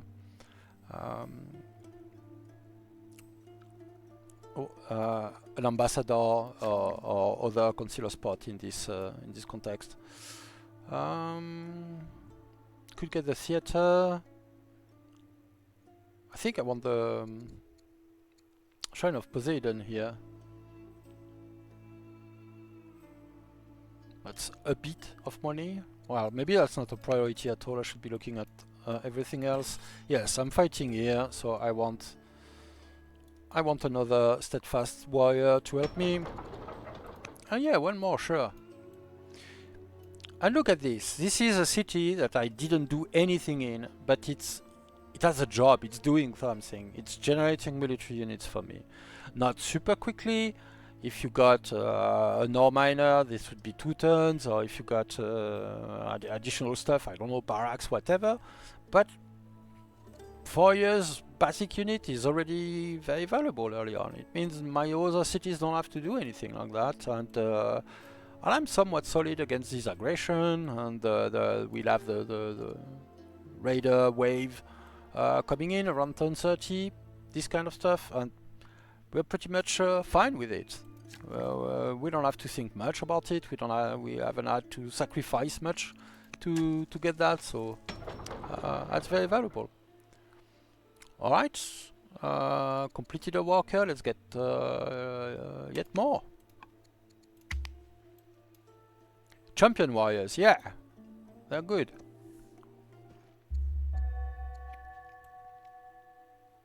All right, someone's writers. Could marry into goals. But yeah, let's look at that. I want this guy standing here just because I want this guy to receive the adjacency. I'm probably not killing any of these guys but the earth one in 1 turn, so it doesn't matter that much. I mean, I'll be getting an additional 25% for being adjacent, but that's not enough to go from 8 to 12. So it barely matters. I suppose I could stay in territory, hit, and just get it to work that way. I want to hide on the forest and heal. Well, he's not really hidden, but if I was standing here and healing, it would be full health, but then they would strike my units and I would lose 1 hit point, and that would be enough to delay whatever my worker is doing. So getting on a different tile is important. Here, unfortunately, we won't be in time to fully clear the camp before unit spawn, but we can deal with the unit that will spawn when it does, so that's okay.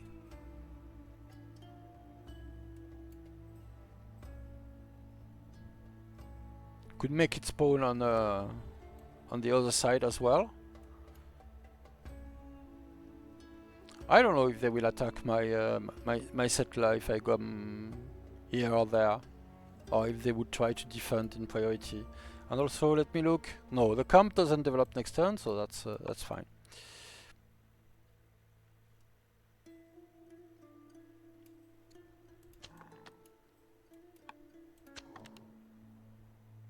Yeah, okay, I'll move my settler next turn.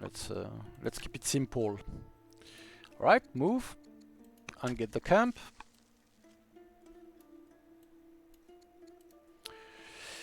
And we get a marriage offer for Prince Perdiccas.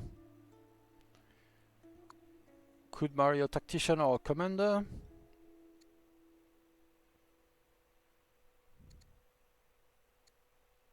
Well, I suppose.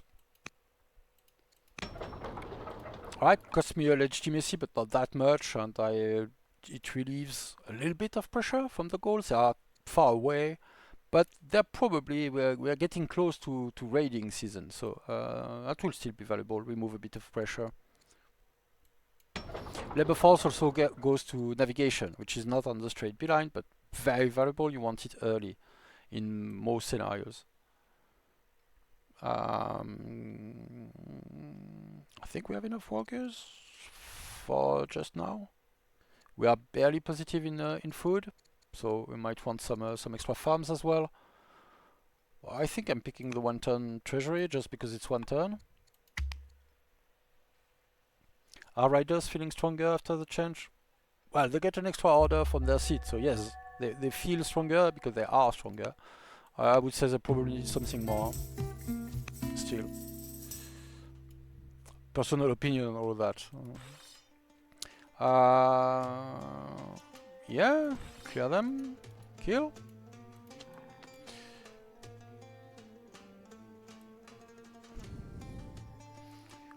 And yeah, maybe this is another... What? I could put sages here, I could put artisans. The truth is, it's a not very much city until it gets stuff, right? I would need a husbandry at the very least to exploit these resources. I can get a little bit of culture in the meantime, that's not very compelling. So this city does something, it doesn't do much. So this is a whatever city. I'm going to found artisans here, just because they have a single city at the moment and sages have 2. But that's all it's doing. It's not about the forest, it's not about mines, it's not about anything. If anything, it's about it being somewhat coastal. But that's the main reason.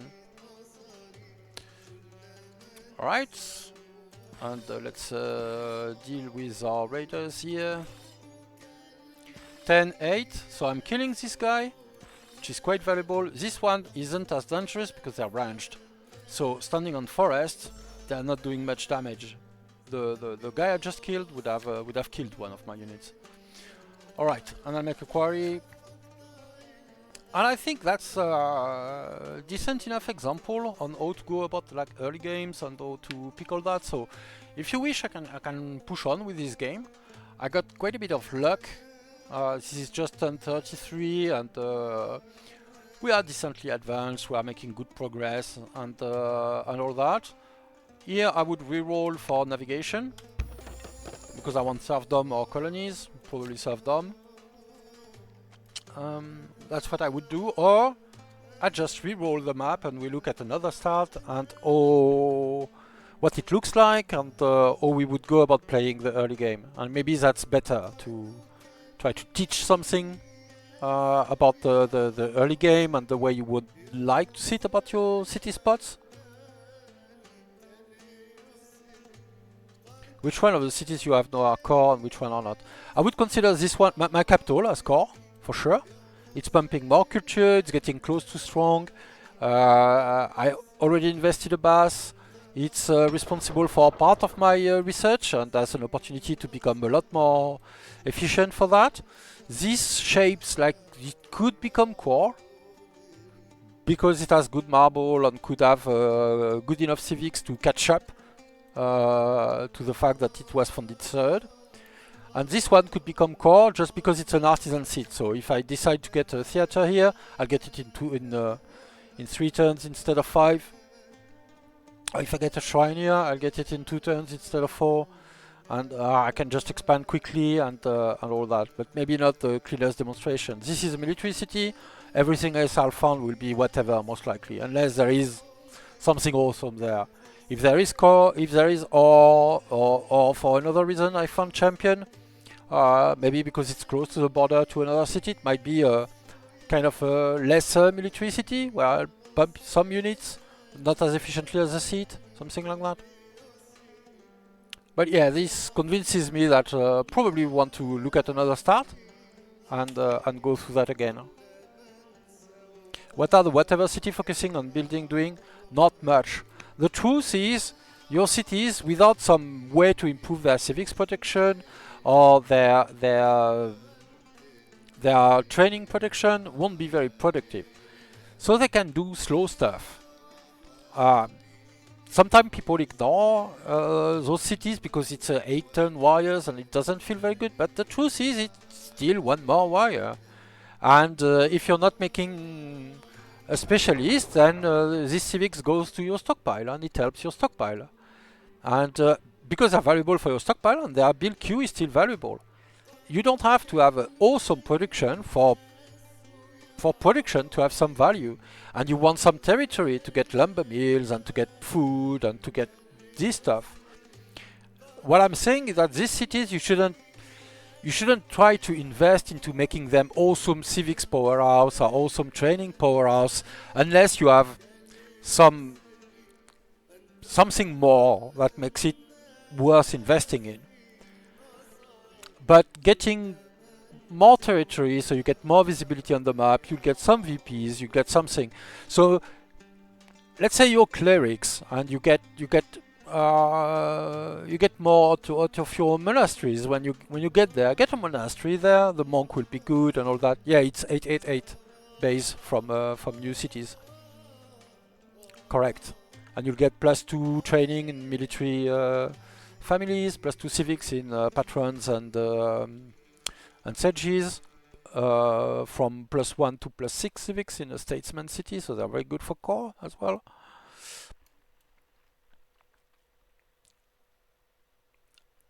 But if you try to invest into everything everywhere, you won't get enough to have the kind of development that you'll see. You see here, I invested almost all my development in my capital because I think it will be great. So my capital has 2 specialists and I don't have any other specialist anywhere.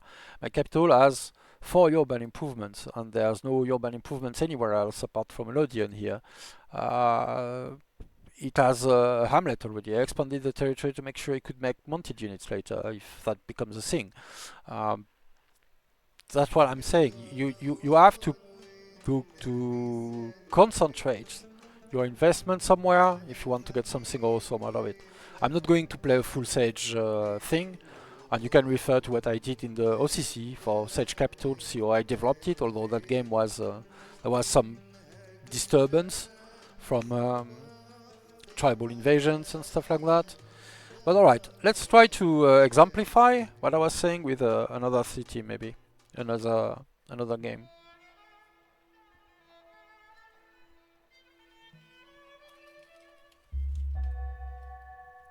Alright, so this almost looks like balanced start. So balanced start is an option that exists in multiplayer that makes sure you will have 1 grain, 1 ore, and 1 horse. So that's what it looks like. So you will be able to make mounted units, you will be able to do this and that. This is a good case for a champion start. Yeah, I have ore and I will get it quickly. So there's 2. Your capital is always core. Yeah, most likely. Unless you are playing a challenge game because you are playing an instance start in the middle of the desert or something like that. But if you're not already comfortable playing high difficulty, my advice, if you get a start with 3 instance, 1 goat in the middle of the desert, is just reroll the map. You don't have to you don't have to go through that. So don't do it. Um, at the end of the day, your second city could just as well be your capital in effect, or almost. But your capital is always a seat, which is a valuable bonus. And so, to me, this is an argument for a champion start. You don't have to play it that way, but that could definitely be made to work. Uh, if I was playing that as a champion start, I would probably settle in place. Uh, Going here or here would get me the ore in territory from the beginning, but actually any urban improvement I put here, and this is eligible for urban improvement because it is coastal, would get me the ore. And I think early on, the growth, getting some growth early to accelerate your first settler, your worker later on, something like that, will be more valuable. And you'll want some citizens to get this miner, to get an officer at one point, stuff like that. So despite identifying this as a champion seat, I would favor the wheat instead of the ore. Growth is very important. Balanced start is an option that maybe is available in single player now. I believe we changed that, but I'm not sure. It was already only available in multiplayer before, and it's an option that will make sure you always have a grain tile, typically a wheat, an ore tile for additional training on iron, and horse tiles to be able to make mounted units. But compared to the standard map generation, it means you won't get the map generation tries to make thematic starts. It's not always true, but it will get you one of these 3 marble tiles for a super wonder spot, or it will make a tile with plenty of opportunities for nets, which is very good for traders, or a spot with 4 camp resources, which is very good for hunter, and all that. It leans into the design of the game to make it that sites that in many cases will be better as one kind of families rather than another. Balance starts because it forces these resources to spawn close to your capital. Will likely remove some of that specificity. So if you play with balance start, you're way less likely to have an awesome trader start, or an awesome hunter start, or an awesome patron start, or something like that. That is somewhat dependent on the resources around. All right, let's go. All right, we're going to found champions. So is there something you particularly want to see? So I suppose we just played Greece a bit. We could pick Axum. They got champions. We could pick Rome. They got champions. And that's it. Or Assyria. They got champions. Which one do you want to see? Statesman start. There's no such thing as a statesman. Yeah, all right. So if you want to make a core city with a statesman, you still want everything that leans into what they do. So civics. If you are making a core city, if you're funding statesmen, because you really want civics pump, so ideally you'd want marble or something like that. And I will typically avoid funding statesmen for a capital myself. That's a bit greedy, but that's because statesmen seat always get to make decrees, and that's also something you get out of constitution. So if you ever want to have a big surge of orders in the late game by going double decree, it means you need your capital plus your statesman seat, so they are not the same city. So I typically avoid it, which is a bit greedy because if it becomes relevant at all, it will be much later. All right, so Assyria, Axum, or Rome? What do you want to see? Do you have any preference? Rome? Okay, Rome champion. All right, we are funding Roman champion, and okay, what to do with the okay, so this will be a very different start. We'll go with something that's more, we are going to lean into the champion start, so being steadfast, having an extra early unit, having also military production from the beginning. So we are going to pick a general archetype. Commander is good, tactician, zealot. Zealot is actually quite good, but it's a bit punishing early on if you're not a super strong player because of the minus wisdom.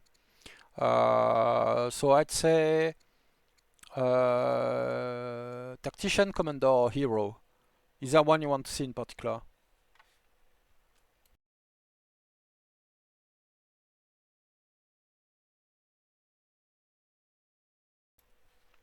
Alright, so maybe I'll go random between that. Let me see if I can find a die actually.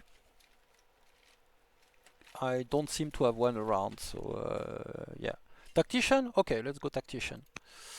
And found the capital. Alright, so we are a heckler tactician, so that's useless because heckler is bonus against enemy general, so that only makes sense if you're going early aggression, and we are not doing that. We're not doing that because that's not something you do if you are teaching someone to play the game who's not already familiar with this kind of stuff. So we have an extra city site here. We have no like clear orientation to go somewhere because we don't have like a river we'd want to follow for easy connection or something like that. Because that's relevant. So we'll want to take this site early on.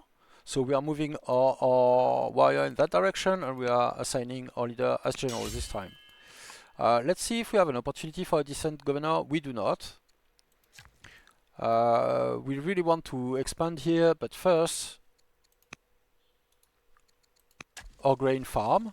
We want some early food and all that. We are Rome, so we have access to police early on to expand our territory, grab this, maybe make a move toward the ancient ruin, toward the urban tile specifically, to get it in our territory.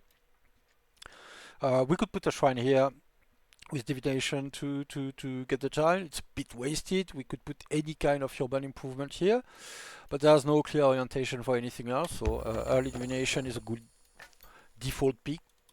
I'll send my scout this way. I'll probably harvest for a little bit of money, then get the ruin.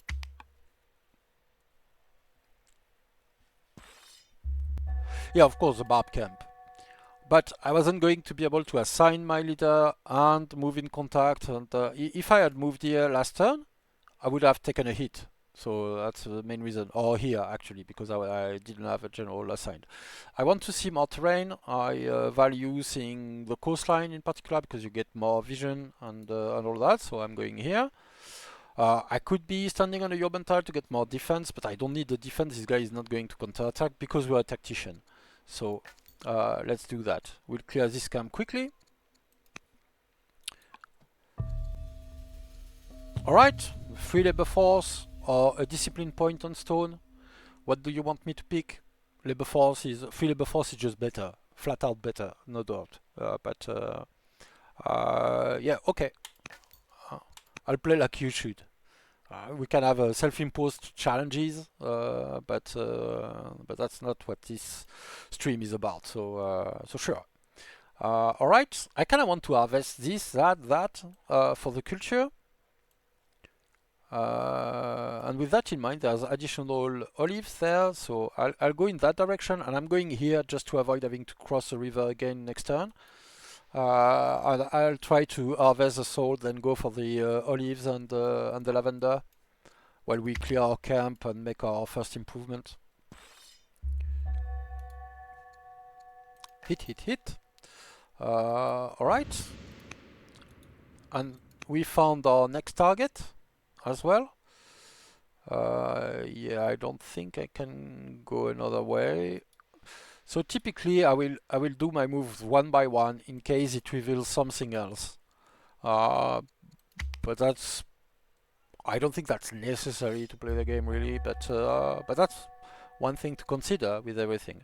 Alright, we cleared the camp, got 50 stone for our trouble. Our worker is free to do something, and I think,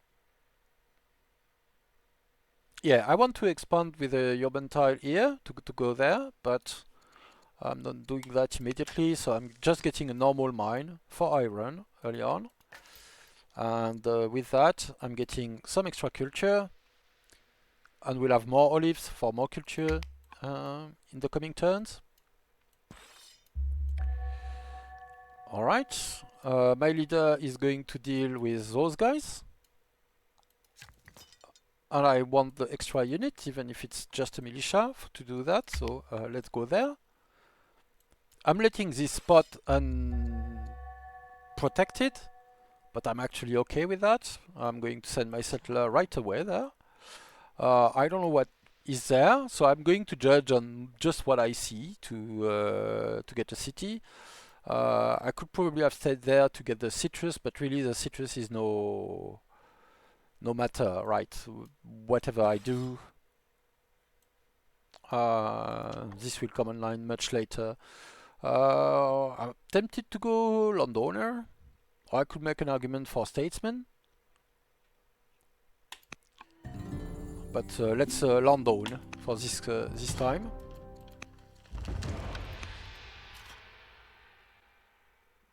Yeah, there's not much getting out of there anyway. All right. And I'm stunning this guy just because it would have taken me one more hit point to go the other way. But that's the big decision of this turn. I want to settle first over clearing the camp. But that's not always the right decision, especially going champions or military first. because the way you leverage going military first is something else. I think I want the early growth. I pretty much always do that. There are arguments to not do it, but um, yeah, they're going to raid early, these guys. But I think we can take it, so let's do it. We have to clear this spot and then we have to go back to deal with them. And we'll start a settler right after the farmer for this or that. What is going on here? I'm making a stream looking at different map starts to try to explain some of the basic things and the considerations I make when settling cities and things like that, following up on a discussion on Discord. So normally I put my second build is also a settler, so I can have all three sitters up. Is not a good. That's a decent play. The farmer will accelerate the production of the settler, and while I'm working on the farmer, I'm getting a little bit of growth in the city for an extra specialist, and I kind of want the growth as early as I can. So if I get a farm in my capital, I will often do something like that. Doesn't mean that you have to or that it's the only thing you should consider. Alright, and here I want to take the camp in priority, but I'll still eat these guys. Farming a nation, we could get an ambition for 6 farms, 6 technologies, promote unit 5 times, or just XP. 5 units 5 times is probably very doable because we'll get more units quickly. I'm just delaying a bit so that we get some iron, but Roma will be able to churn out warriors quite efficiently. We don't have great wisdom or research to nab 6 technologies. 6 farms, I'm really not sure. I could get a few farms here, and I probably will, but it's not that incredible that I really want to lean into that. So yeah, okay, I'll pick this ambition. All right, even more olive. So we accelerate our culture in Roma here.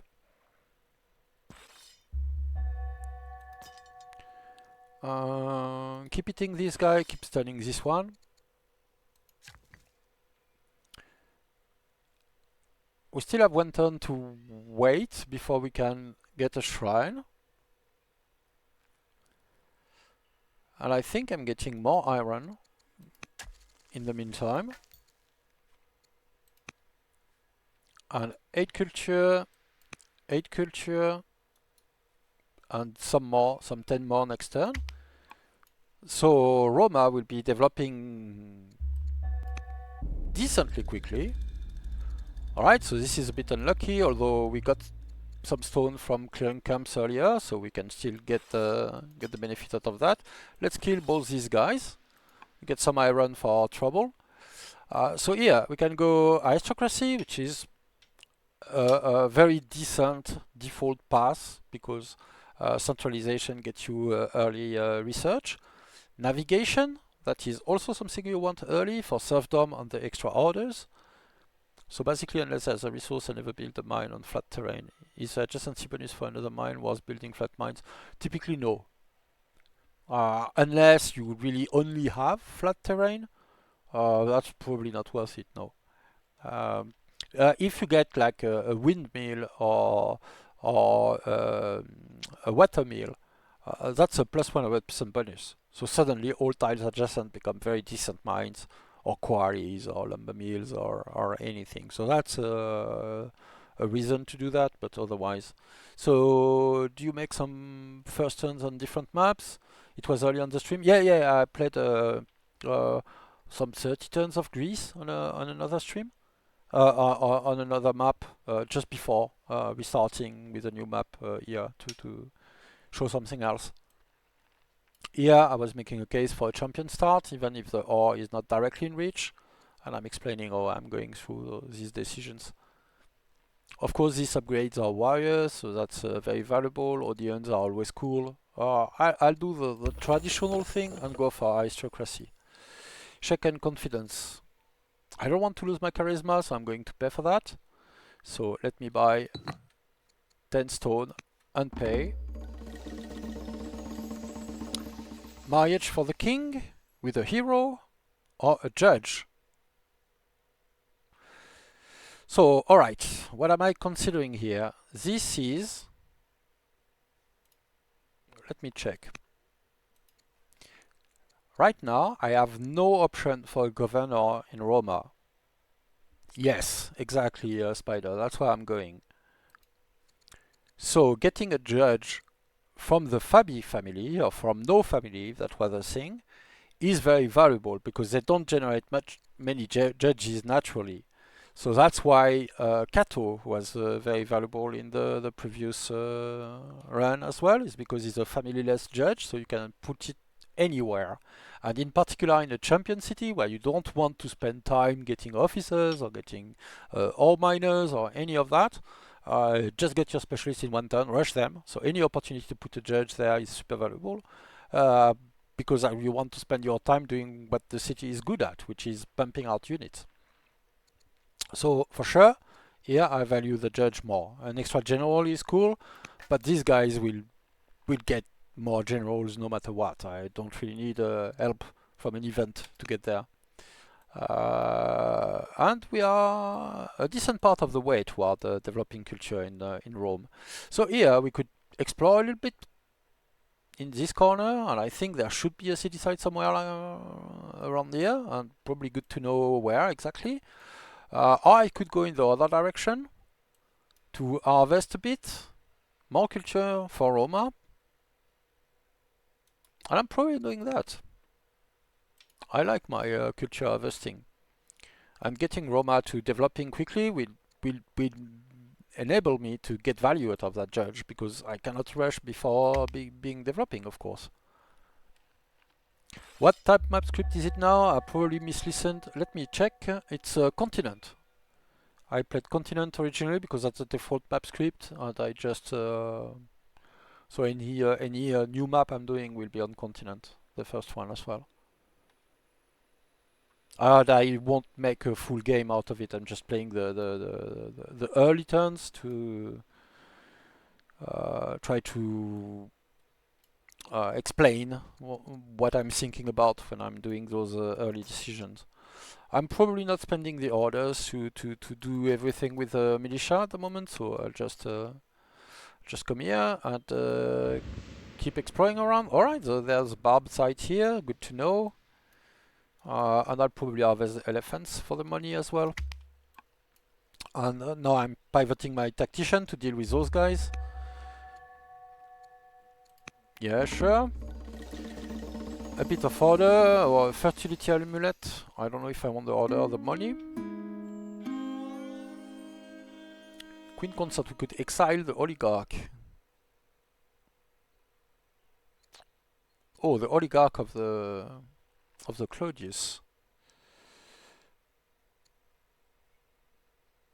We certainly don't want our queen to become... well, alright. They'll find another oligarch. We'll leave it to them.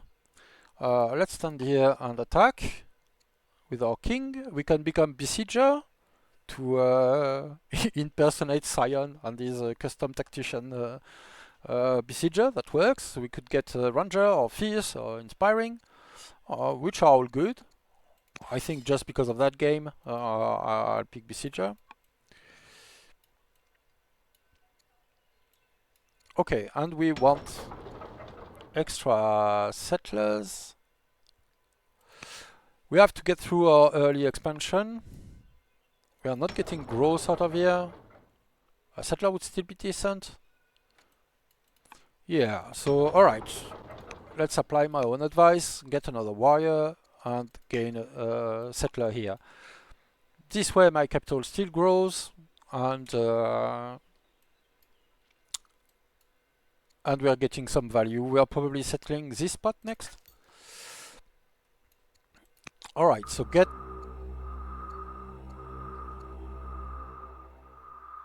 What, that changed? I didn't know there was a science event on harvesting elephants, but there you go. Some research. So, harvesting is worth it, people. Do it. That's culture in Nida, which Yeah, okay, it's good, but it's not as good as in my capital, where it would get me to developing right now.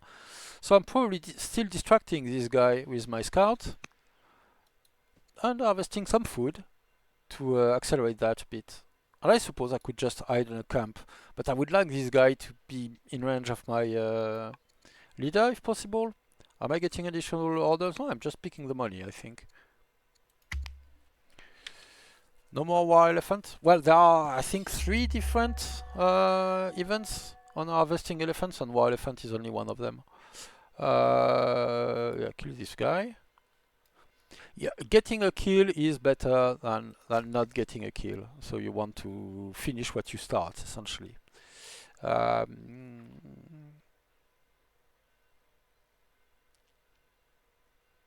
this is not a great city, really. Let me see what I want to do with that. Yeah, I'll actually start by going here and buying the tile, because it gives me the pearl and it gives me spots for quarries. So typically I would buy tiles with military units so that the workers can be free to do their job. In that case, I think it's better to go that way. All right, and I really want a shrine. So how much is that? I can afford it. So I want this one because it gets boosted by the 50% training from from the champion seat. So let's go. I'm sort of wasting the fact that I could use it to do border expansion somewhere, but I really want the ore mine, and I'm not waiting until whatever barracks or something to get it. All right, let's get a better idea what the terrain looks like here. I think there is another Scythian camp here, I assume. I don't know. We are not paying tribute, no. Oh, they cleared the camp. Alright. I sort of wanted it for myself. So I'm not entirely pleased by this development, but okay. I think I'm getting a little bit of stone before I'm getting the pearls. Wayward Son.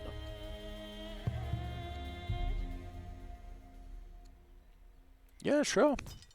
Some legitimacy. No problem. Okay, more land consolidation stuff. This is all.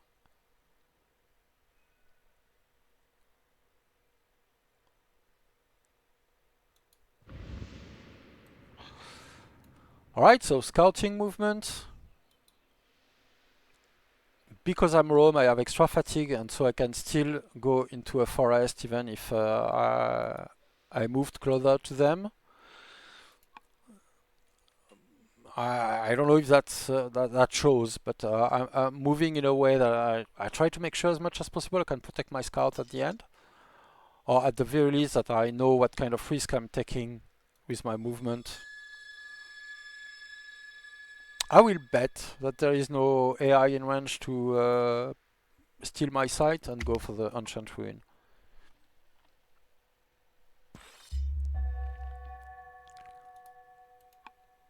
No, it wasn't changed. The Beast of Burden event that gets you free war elephants is still in the game. I haven't seen it. Alright, free military drill. I'll take it. Or Boudicea, which is good too, and I could handicap myself by not picking it, but free military drill is just awesome. If I knew, I would have delayed that to get a barrack and use my Shrine of Bellona maybe here or something like that to grab more tiles.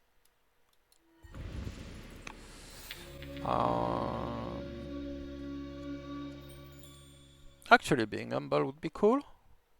That goes into our attribute strength. Let's hope this guy gets damaged, abandon the spot or something.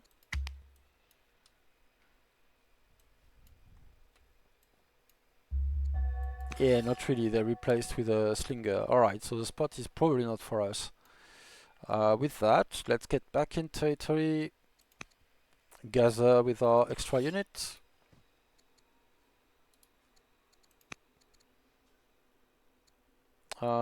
Yeah, minus 60 because commanders don't like tacticians. That's unfortunate. Otherwise, it's very good to get. If you're going for a unit pair, of course, the adjacency bonus from commander is very good. All right, and we get a peak of nothing awesome really. We don't have like great forestry spots. We don't have enough any husbandry resources in our territory yet. I suppose that says well. We have no trapping resources, and we would probably go trapping if we didn't get military drill because that's on the way. But we already have mil drill, so yeah, I'm picking administration really. I want a quick one to rotate, and I can do something with granaries here. And with that, yet another warrior.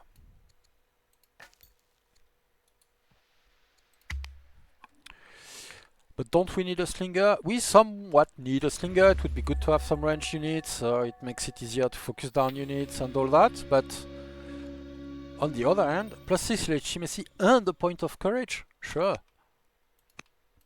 But we are just not getting stone at the moment. So warriors are so much cheaper for us that that's the argument.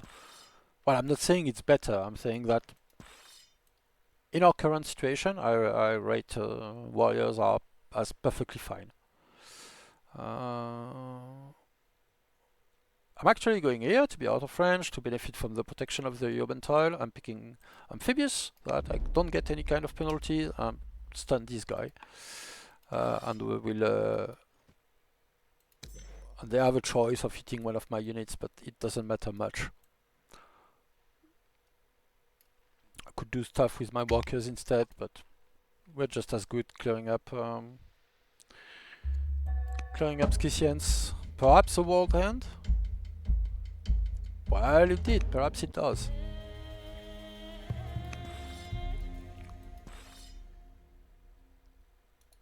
Alright, kill this guy.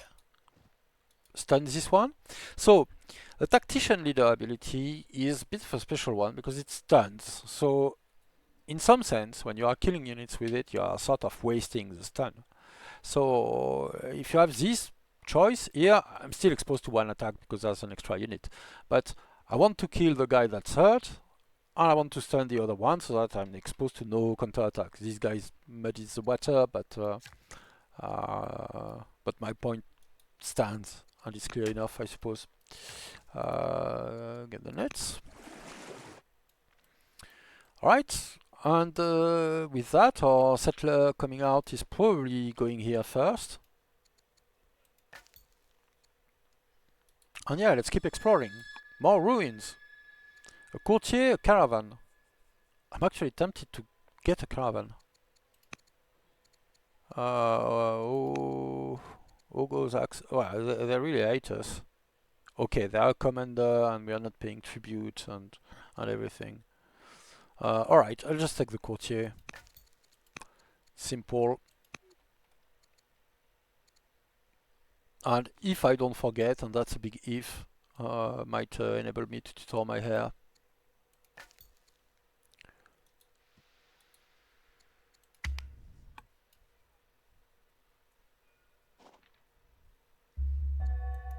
We got an earthquake. They are still asking for tribute and we are still refusing.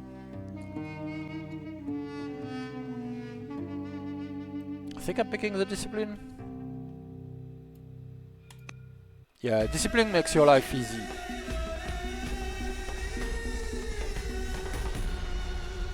Alright, I get a tribal invasion from Vandals on top of the earthquake. I should have done that before anything else. That's an easy ambition. That's a free warrior. Well, not a free warrior, but it doesn't take any time to get it, so it's quite good. I am typically lured by the free units. It probably pays to play at least one game where you pick all the free units you can, just to see what it does, because it's very strong. Here I'm picking the courage, because I leaned into it a little bit, and I'm probably going to kill 5 units with my generals, with my leader. Starting this turn. I get some compensation. That's just a bit over 2 turns, which is not huge. That's quite a bit of money. I'm still picking the science.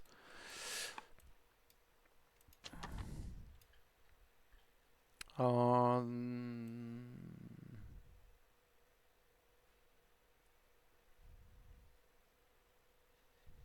yeah, I'm not sure if I'm settling this or that first. I think I'm settling that, or that I should be settling that. Let's just heal for now. Okay, we got our wire out.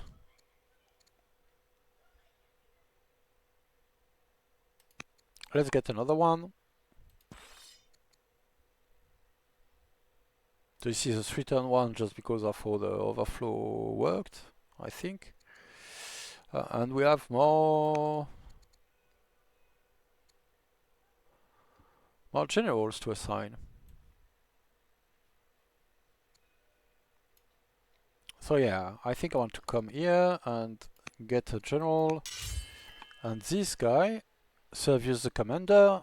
I want to find an influence because that's worth 5% strength. So let me do that now. I could get a diplomat.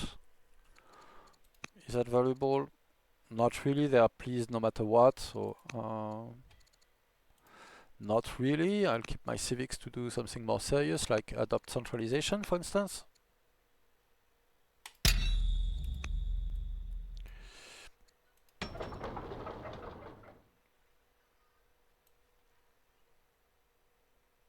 And yeah, I think we want an extra settler right now, actually.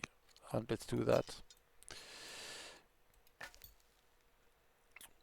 And I guess let's get closer slowly with our scout.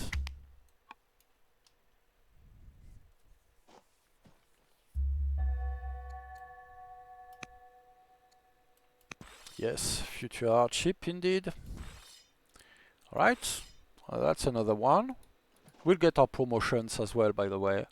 Alright, some more wisdom.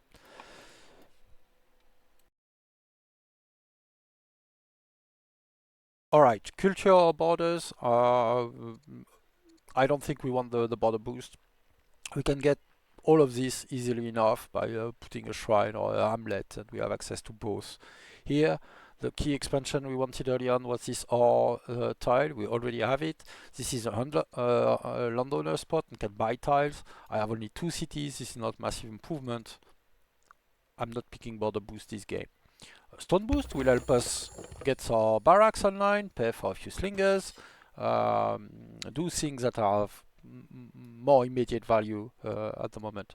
I'm just going to heal this guy for now, and I might want to keep them for defense of the capital. The Vandals are coming in, and I'll send my settler toward this side. I took a bit of a risk by not standing here. I know Axum isn't very far. Alright, we are the explorer. Still hiding our scouts on forest. The landowner city is a whatever city, or as it calls to like capital. But yeah, alright, so this is a whatever city more or less. It's just not great. It will take a very long time to be able to make something of these resources. I just didn't know what there was around, and I went there first because I cleared it first. So it still has potential because it was funded early, because it has seat perks, so it has 3 citizens to start with instead of 1, because that's a landowner seat thing. It has a bit more growth because it's connected, and because it's landowner, and it has decent farm spots because it's lush and on the riverside. But really, I'm not going to get an awesome production out of this, essentially. So if I get a better city out of anywhere else, I will probably invest there in priority.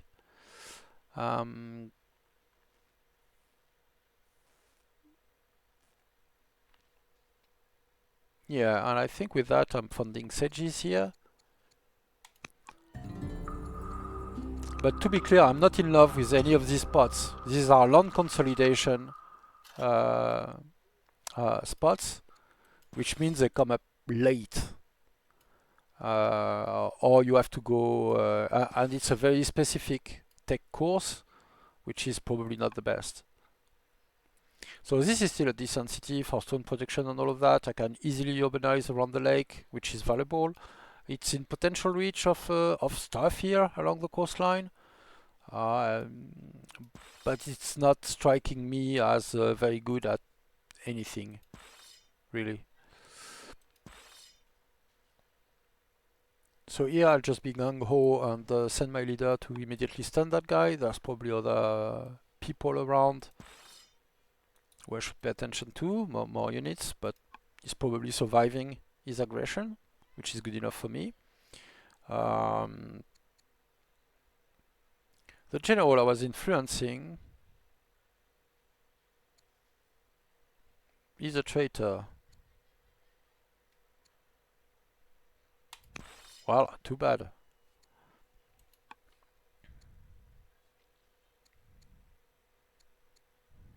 Sure, some charisma, yeah. Well, I don't have a choice. I can hope for something, but yeah, exotic is good, but there's no agency. You have nothing to choose, essentially. All right. So here I want Walker.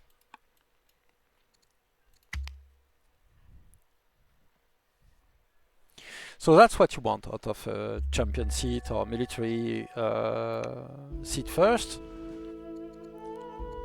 Is what?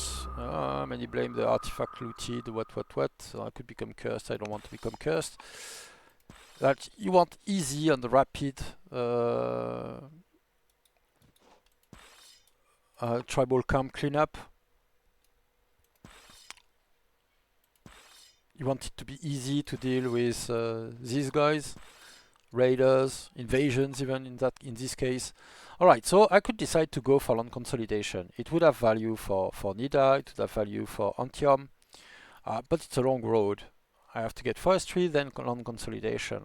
I think I want to make the detour by a navigation first for serfdom and all that. And I think I want to hit this guy. Might be a bit of a mistake. Alright, so now is the point where I want my judge to be appointed in Roma, to be able to get officers, and there you go, warriors in 2 turns. Reposting in case missed. So one question I have about champion capital is normally the capitals where you build a lot of advanced building, wonders, etc. But the military I just build city militaries. Yeah, a champion capital in particular will afford you a bit more leeway because it's just there early. It gets more bonuses just because it's your capital, depending on events and all that. Garrison, stronghold, citadel, barracks, ranger, and pump out unit. How do you reconcile? Garrisons and stronghold and citadels only have something to do with pumping out units if you want to make unique units. That's not the only way to play. You don't need any of that to get, I don't know, swordsman. It doesn't give you training or anything. And orders are good, but you don't care where they're coming from. If they come from another city, it doesn't change anything. So if you want your unique unit, yeah, but that's a bit different. All right. Your capital is always good. It gets some benefits early. I would typically always get at least 1 shrine, make it a holy site just for wonder eligibility, but that's still sensible. All right, let's kill this guy and this one.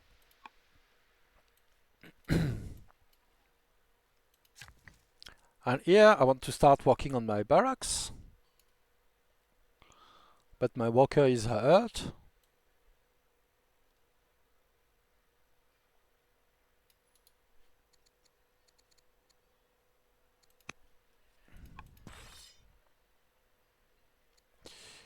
I want to appoint my judge wife. Inspiring is very good as well. Protect this tile. And get my miner here immediately. Alright, so that's what I mean. I can still develop it, but you want to use all your tricks to do it quickly. This way I'm getting even more training on iron, on the opportunity to put a shrine here or something, a hamlet, whatever, to keep urbanizing along the coast. I get value out of that, but I don't want to spend all my turns on that, because what it's good inherently at doing is making units, so I can get units. But that's a place to put your family-less judge or something like that to get the development you want super quickly, not having to spend time on it. I still was investing, it's still good, but it's probably not the city you want to rely on for your research, for instance. I think I want some more quarry out of here, so I'm going to buy this tile. And since I don't have much food, I'm going to harvest. Alright, the harvest events. Apparently it's thematic these days, so alright, I'll get some ships in Antium. Fine. And I'll harvest some more.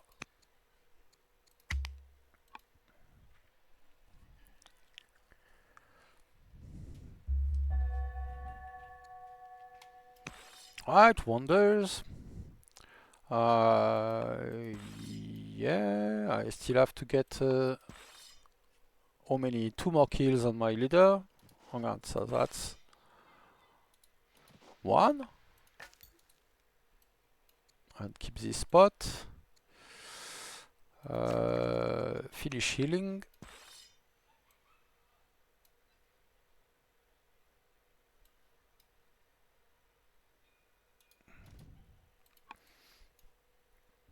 Alright, we'll kill the rest later. Get the quarry.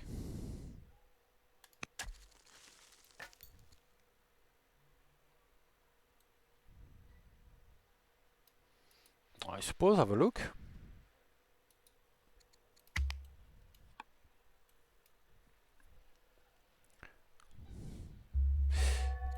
Yeah, I get what you mean. My capital is always at least a little bit considered like a core city, so I will get other stuff there. But let's say even if I get courthouse and all kind of cool stuff, I probably won't focus on specialist very much, even in that case, because that's not the job of that city.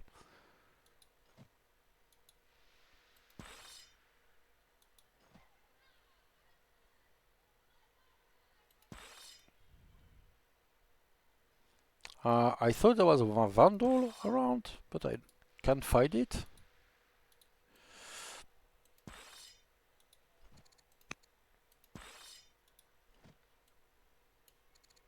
I need the promotions, but I might as well wait for the XP to do that. Oh, and I'm silly, I wanted to start... Well, actually, I wanted a hamlet here. Or another shrine. And then get on my barracks. So, alright. Hamlet it is here. And more warriors.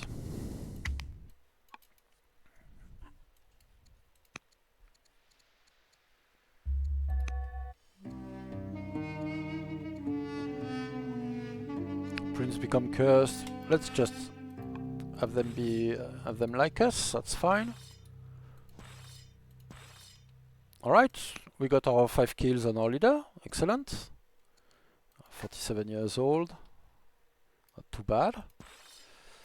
Hold this spot.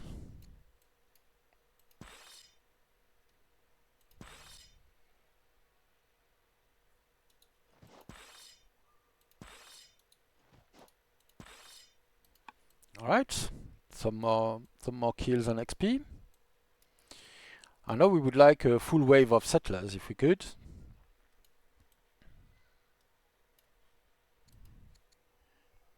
Do we want to do something with this? Oh, that's a minus 60 again. That's a bit sad when playing a tactician, because commanders are very good ambassadors, but they hate me. I think in this case, because this is a statesman, I will appoint them and influence them, because they they like having someone on the council even more than others. So it's worth more essentially. Um,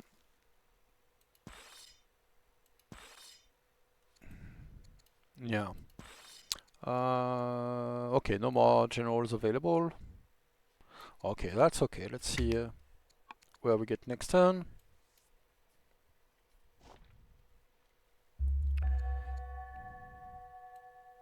Alright, oligarch is corrupt. These guys. Alright. Hit. Herbalist is awesome, especially when you're also a hero and can heal anywhere. So healing anywhere and faster is of course strong. And yeah, that's what I meant by a champion first. When you get it, it just makes early expansion and dealing with tribes and all that easier. And that's possibly one of the most important obstacles you'll face, at least up to a certain level, unless you are going like early aggression or something like that. So I wonder what I want to do with those cities. I think I want statesman here actually. This can potentially become an incredible spot with if I had husbandry to go with it, which I don't yet.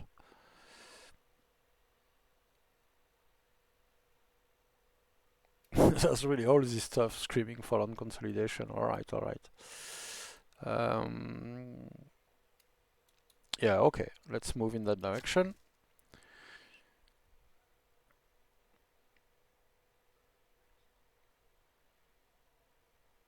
And yeah, okay. Let's get some basic farms here. Roma got me another wire. I sort of want to accelerate my development and so to get a worker, but I could get 2 wires in the same time, I suppose. Oh, an extra settler almost. Well, okay, another wire.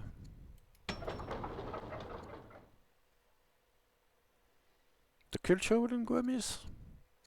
That's really not so great. So, alright, another worker for now. I suppose send someone in this direction as well.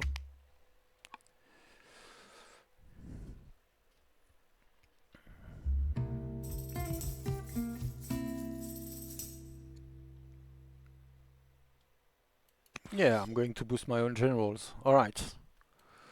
Alright, I'm just going to stun this idiot. Kill this one. Get in the way. Hit. Alright. So these cities are not super clear. So what would end up core is depending on the text, I guess, and the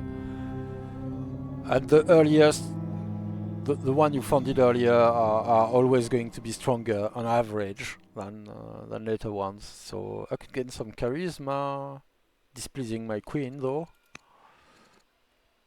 which I don't really want. I'll get a warrior and rebels and the other queen and spend money. Well, I guess yes. The oligarch could be a governor, sure. A foolish diplomat could be the governor. Or I could disappoint my kid for free. Yeah, let's put the judge. All right. I guess we are seeing that, and it's sufficiently demonstrated. Maybe I could get another wire, but this goes quickly. So this time I would pick the resources because that's a significant amount, really. And let's kill these guys too. But I think you see already what's the point of military first, and in particular champions first. We saw it last time, and even early on here, before getting the ore miner, they are very good at well, at what they pretend to be good at, which is military production. Um, So the part of the point of getting this hamlet was to get the horses, but also to make this tile eligible for normal urban improvement, so that I can expand my territory along the river and get access to this tile in time. And let's fight this guy as well.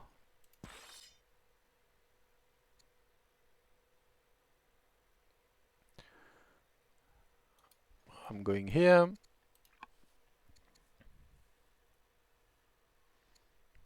Alright, and there we go. Events, possibilities to do other things. I see the advantage, but I don't know if it means you have to sacrifice other things you normally expect from your capital. Depends what you have. I mean,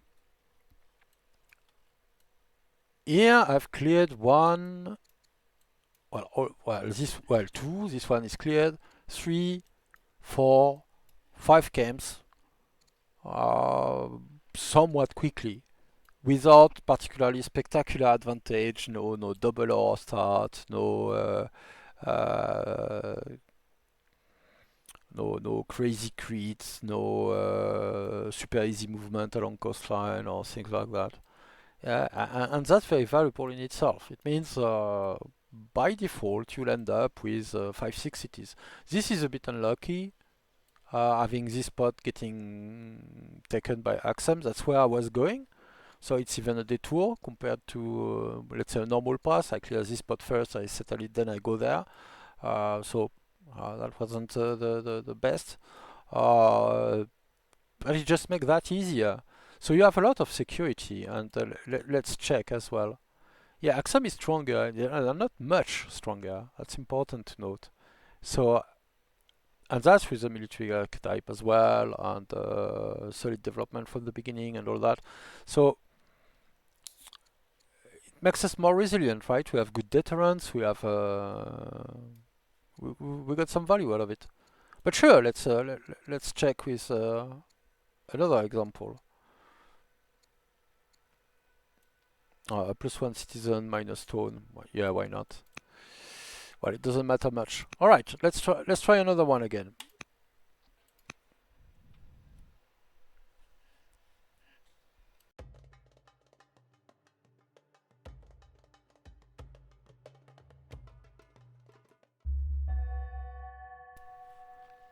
All right. The fabled marvelous start. So what do we think?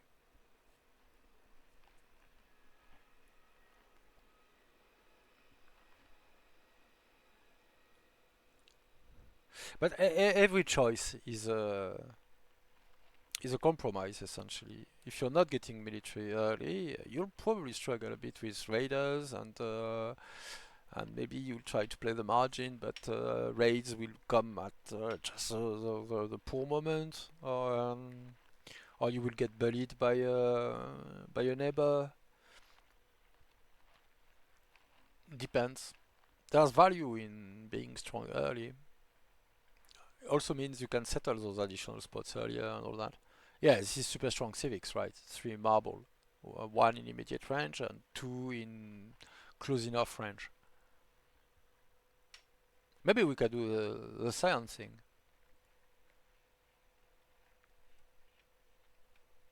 That's one place where I would do that. Everything being equal. Everything being equal, this is a great landowner start, because I can get those tiles easily. I want to start with stone cutting. So let me see. Not Hatti. Egypt would work. Egypt landowner, or even Rome landowner would work.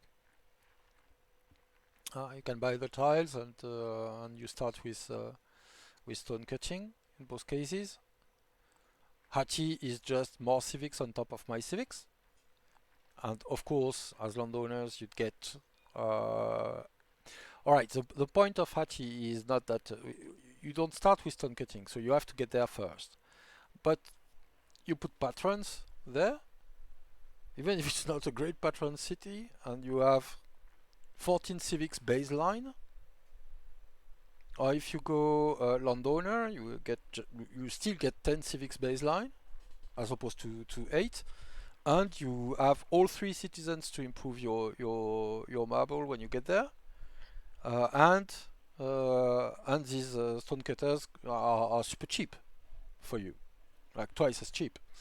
So that's very cool. As Egypt, well, you get the stone as usual.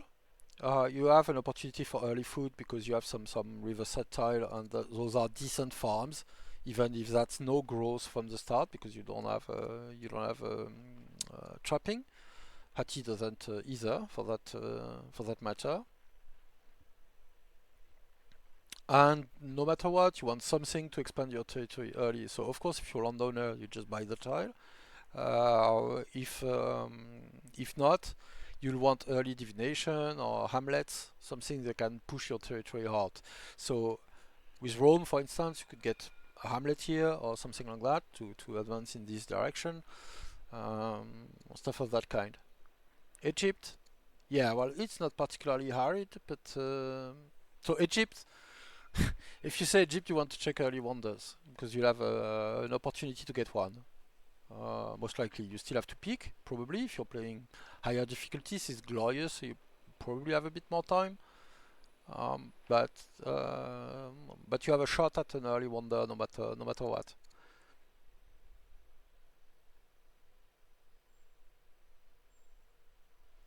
Yeah, I'm not making anything out of husbandry or administration. Egypt, I'm getting a lot out of stone cutting. Well, Egypt is just good. So, alright, let's go Egypt. Site. And what? Do I double down? Do I do a builder start? I feel like I play that all the time, so that's why I'm trying to do other stuff. But this works as a builder start. You're sort of wasting a judge because your early specialists are cheap anyway. Yeah, I think builder start is very traditional, but for decent reasons as well. It just works. And you want the money as well to pay for your improvement. Oh, and there's even more marble everywhere.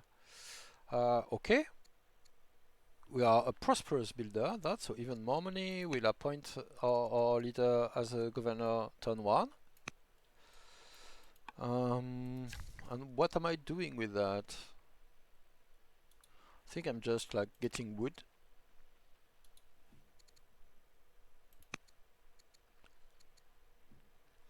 Oh, I'm stupid. Alright, okay. So look at me. What I was doing here is cutting wood to get money to buy the tile to get that in my territory, but I forgot that I'm playing on Glorious. And Glorious, you have some resources to start with, so you can go straight up to make um, a marble quarry. So that's definitely what should be doing in that case. I'm just so used to not having resources at the start that I was bypassing that, but that's definitely what you should do. So let's just get the quarry. That's fancy enough for us. All right, and with that, a free tech. Drama or police? I'd say drama is probably a bit better. There's something to be said for police because then I can easily urbanize the coast beyond my resources and stuff like that. But let's do the easy one, drama. We get music as well. I'm going here just for the harvest. I'm picking divination.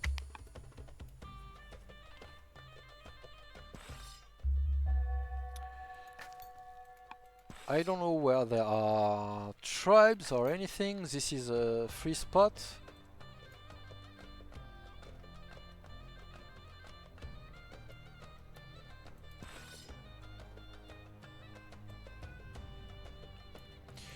Yeah, I'd like to find a tribe or something, so I'm actually exploring in this direction in case there's something along the river. There's a lot of marble. We could become a scholar just like that, or get a scholar, or get some legitimacy. So, as you wish. We could get a scholar that will help our research, probably. Yeah, we go from 7 to 11. Awesome. Whoa, that's an awesome scholar as well. Alright. Got lucky. And let's send our warrior to deal with that next turn. Alright.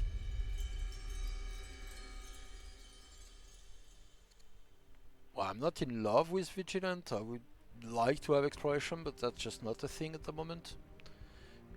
Becoming Cursed is probably unlucky.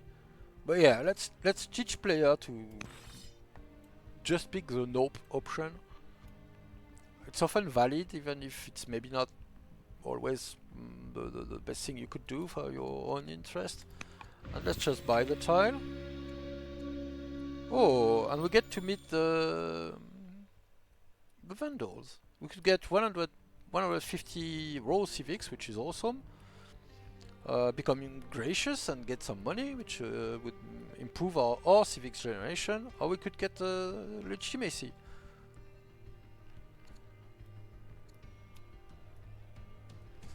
I play on RP mode, so yeah, but alright. So if you play on RP mode, you cannot really expect to just like you're making decisions without much information, and that's the first thing you want to do. If you want to like play better, you need to make better informed decision. So you need the information. I mean, I'm sure there can be a lot of enjoyment just playing RP, but it's going like 180 degrees, like right in the other direction from just getting better at the game. You're making decisions blind, essentially. So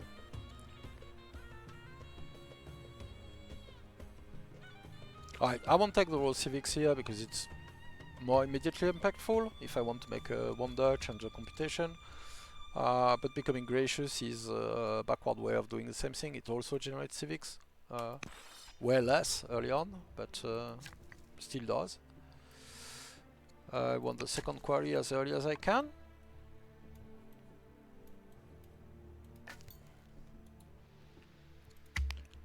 But yeah, that's one thing. I'll at least play a few games before to sort of learn what kind of events you'll face. I mean, it's a legit way to play, no doubt, but it just it changes the requirements a lot, let's say. I think a little bit more iron wouldn't hurt. I might as well harvest that. That's not worth much culture, but it's a hill, so I see farther away. I think I'm picking the legitimacy. And harvesting.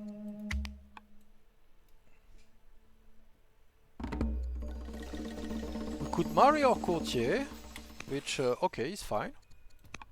Are we getting... Because then he's providing resources as a courtier and as a spouse, so it's awesome research.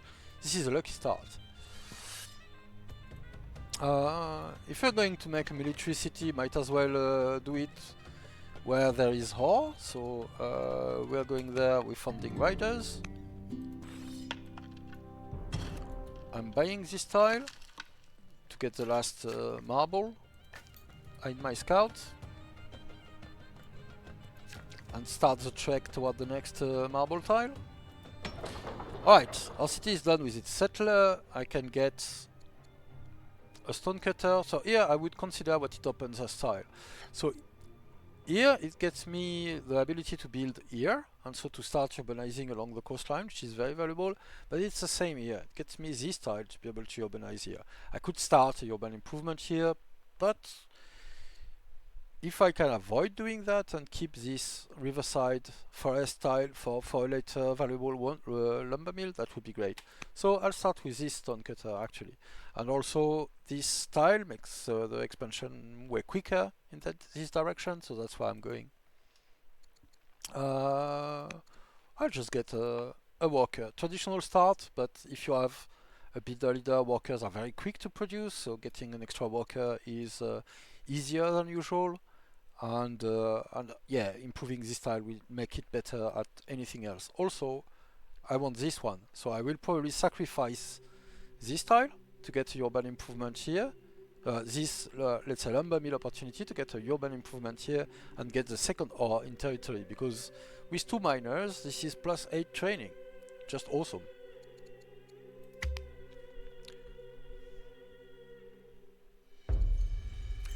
Six farms, 6 technologies, promote unit 5 times. We're probably getting the tech. I'm not sure many farms will really be getting. Some, maybe. It's not really a priority, if I'm honest, at the moment. So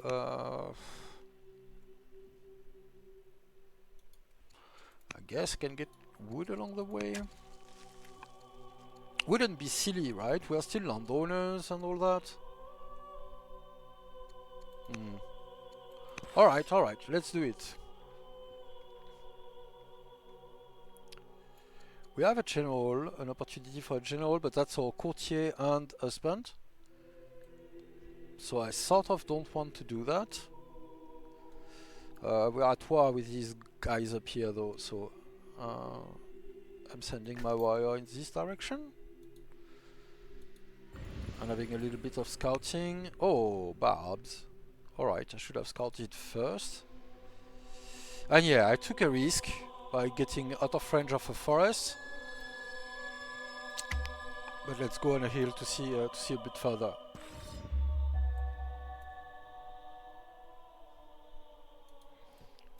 Alright, more barbs also here, so we should focus on this side, most probably. Let's get the additional stone cutter. So here, this is a bit of a side play, right? I have no growth, so I will have a hard time getting more citizens. I start with 3 because I'm landowner. And the awesome civics will allow me to make chain festivals if I wish to do so easily enough. So that's probably what we are going for. We could become educated or exotic. So there is a bit of a peak there. Educated would make us inquisitive. The wisdom would help with our research. Exotic doesn't count as a strength, so we could still get to pick another strength later. And the extra the extra culture doesn't hurt, sorry. I'm picking educated, more maybe standard pick. Right, heals. Stone is certainly good, so let's pick it. And these guys are not at war with us, so we can keep going with our scout. I have way more orders than I expected. I suppose that's the glorious for you. I haven't played on it for some time. Harvest a bit. Our expansion is very slow though, so we'll want to make settlers at one point.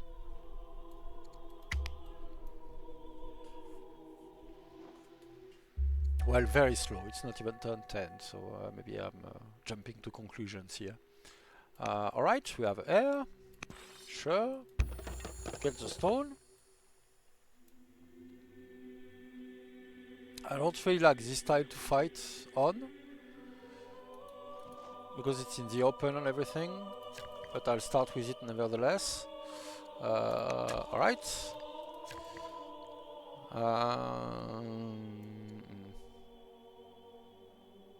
I'm going here and I'm getting a shrine. So alright, yeah, okay. So that's the earliest discussion we had, like where are you putting your shrine? My shrine is for border expansion and to make urban tiles. So I'm putting it here because I want to capture this tile. So the shrine will get me these 2 tiles in my border. Because it's urban, I get this one, I get everything around. I will be able to expand around the small lakes or along the coast if I want. And that's more valuable than anything else. And I'm getting the order shrine because I will want the orders. And yeah, sure, I could get some farm adjacency, but it's really not worth that much, in my opinion. So I'm just getting the first one I think about.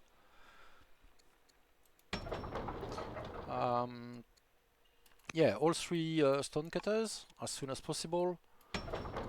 I think I will push it with an extra worker just to get more mines and iron production, and then it will be pumping warriors, this spot. It needs more help than a champion seat to be producive, but it works. I'm picking the discipline, I'm relying on it, so and the free settler.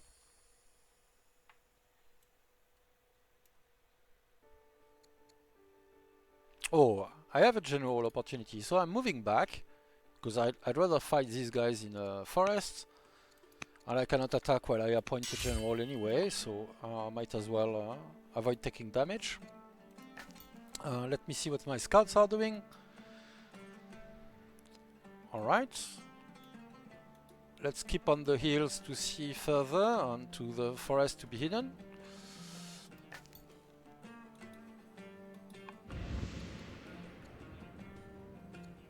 Yeah, indeed, that doesn't mean anything. Alright. The goals and the coastline, alright. So that confirms the shape of the world. And actually, I'm hesitating to march a scout in this context. Yeah, let's do it. Just to spend the extra orders I just gained. Alright, there's a lot of marble spots. So I want sages as my third family to benefit from that and make a strong sage seat somewhere.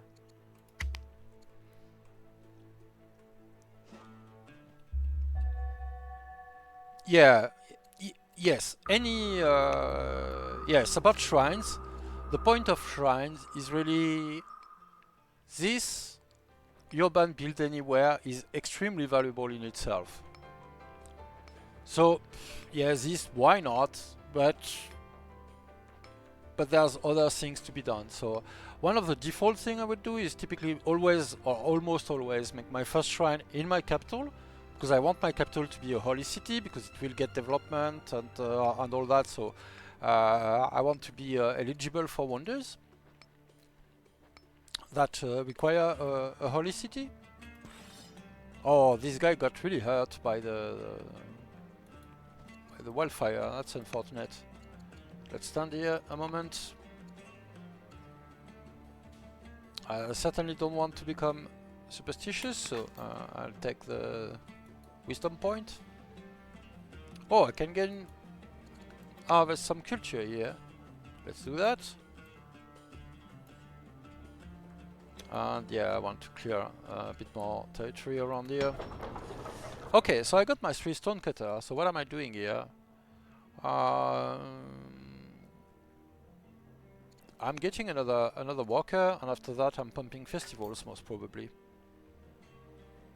Alright, let's explore along the coast. I probably want to join the coast here too.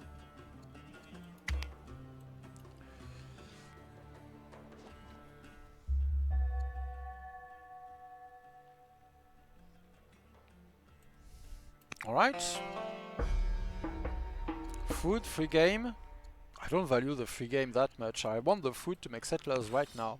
I don't have trapping, so the free game I cannot improve right now. It's valuable in the long term, but I just want to be able to make settlers now. So that's my consideration there. And here, just want this tile. So add urban. Alright, so that's an awesome perk of having a builder leader. You can get a urban tile, so long as it's eligible for a urban improvement. And this is the reason why I want to be able to urbanize along the coastline, is essentially to be able to do that. And if I'm not doing it that way because I don't have a builder, I make a urban improvement, which works the same way. I'm getting additional builder workers soon, 1 in each city. After that I will want a pair of settlers, probably 1 in each city, and then military units out of Setenu.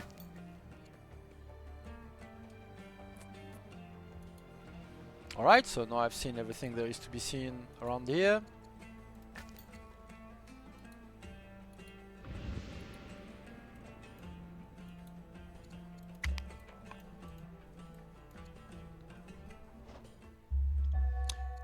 Free settler, yes. Alright. I think I want 1 out of Wasset. Do I? 1 turn festival, that's awesome. It's turn 12. We could even make an attempt at Zoroastrianism. That's really just an attempt. AI is typically quite quick at doing it. But yeah, for that we need the festivals anyway, because we don't have the citizens. So maybe we'll make an attempt. We'll see. I'm not... this is not a commitment yet. Alright, and we need to clear camps now to settle. Where do I want to settle first? If there's a spot here that could be a decent Sages one, this is a decent Sages one, but it's Dane. We probably want to deal with the immediate guys. So let's kill this one. And let's get another mine. And this worker can contribute since, well, I'm a builder, so I can pile them up and do that quickly. I'm tempting to minor this spot. That could be done somewhat easily. But alright, let's play into the funding the Austrian thing, ID. If I really want to make my military units out of here, I probably want my next shrines to come here. I have no mountains in range. I'm getting the Shrine of Osiris here. So this is one for which the adjacency is important. If you can get mountains, this completely changes the output of the shrine. But there's no mountain anywhere close. Don't wait 56 turns to found your shrine. It's still valuable. If it's valuable enough that you want several, you'll add up polytheism and you'll still be able to do that. So don't delay for the sake of delaying. Alright. So once again, we have several paths. I think I'm picking Phalanx in that case because we can get it reasonably quick, and it would be a massive improvement in the value of the units we get. And we really need the ability to get better units now, if possible. So alright, let's start a warrior right now. I suppose if we could get a judge, and I should have checked, there's low probability, but if it's possible, yes, it is possible. So I played that poorly. I should have put a judge. No, alright, I've played that correctly because my city is weak. I would need developing culture to be able to rush.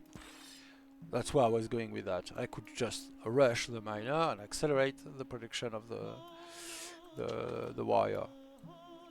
But there you go, I forgot about an important point.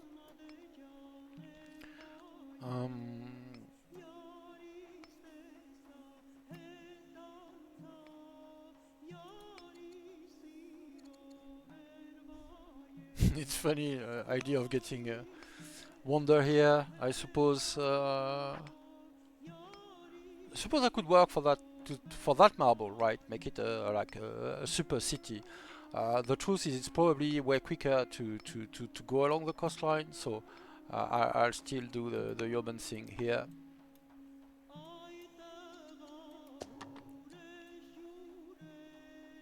And I'm not sure what I'm settling first as my next site.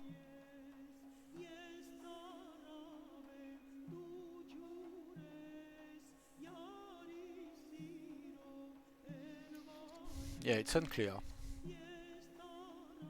I suppose I could get food here. I am not producing food after all. Not yet.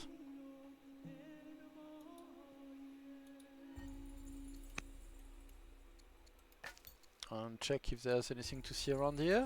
The Euphrates. Wow. Does that mean Babylon is close? Maybe.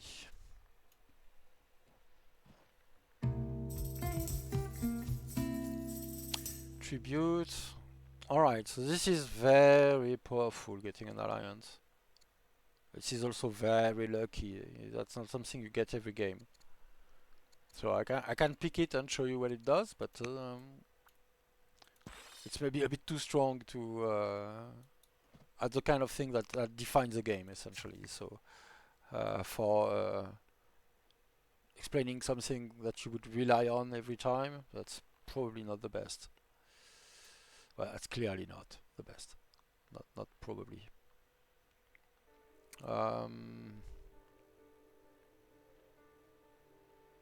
Yeah, I was saying, here you want shrines. Because I want to get access to this tile. So I might as well put one of the a shrine that would benefit the warrior I'm working on. So this warrior appears in 3 turns. This shrine will be done in 2 turns because I could stack my workers. So it will get out with the healer promotion. And let's start some food production. I want it, but I don't want it enough that I'll buy another. I have low training production. Okay, this is all awesome. I'm just not picking the alliance because that's what you should pick. That's the easy option. That's the strong option.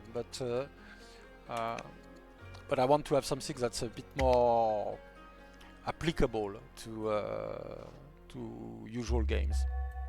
Ati has started the ziggurat that'll teach me to delay it. Could get a happiness level for an incredible price. A lot of research or opinion on whatever. I'm kind of willing to pay that.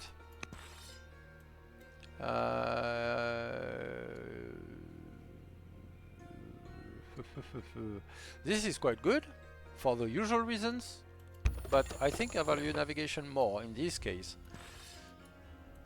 So let's hit this guy. We'll get some food out of here. Let's get the urban tile.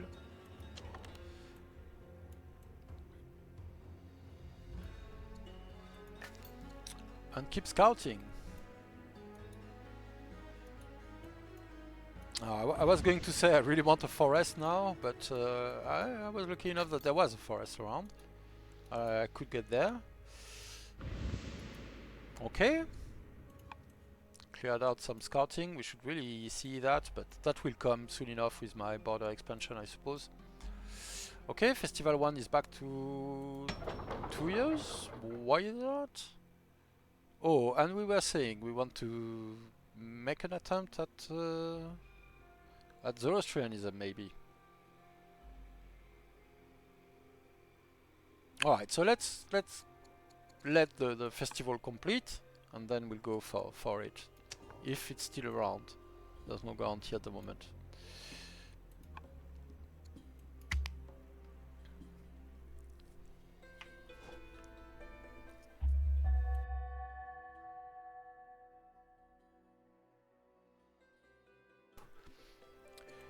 Yeah, so more about the shrine placement. I want this shrine because it gives a healer promotion in the city where I expect to make units, which is Setenu because it is a military family with 2 wars. So I don't want to put it in Wasset if I want to use it in Setenu. And then the Ranger one, which gives +1 level to range units, which is not relevant yet, but will be when I get my unique unit in particular. Also good in the Setenu and not in my capital, which is why, all in all, I made a shrine that ideally would want mountain, but what I really wanted is a way to put a urban tile beyond the rural one. I don't want to bulldoze marble to get started on my coastal expansion.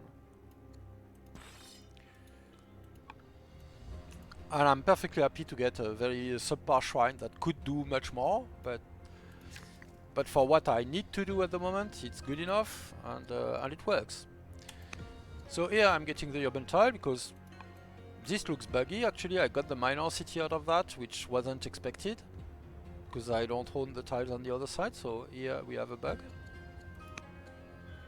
Let me check.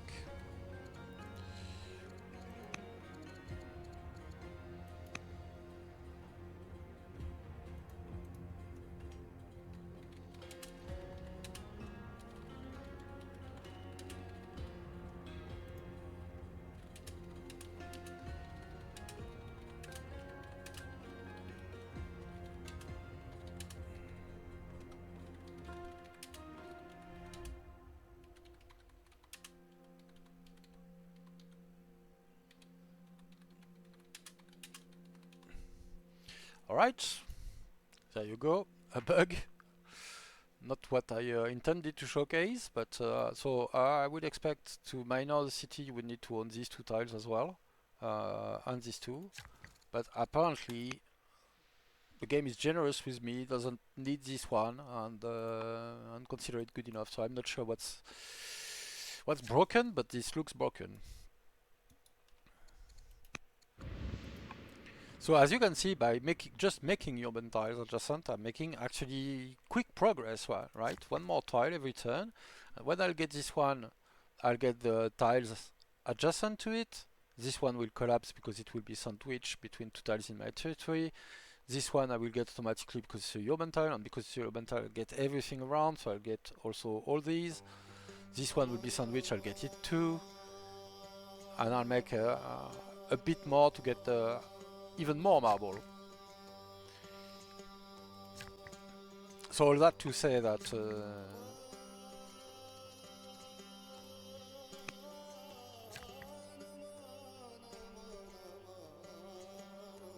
that you can definitely get a lot of value out of. They're probably attacking me because I'm standing here, so that was silly on my part.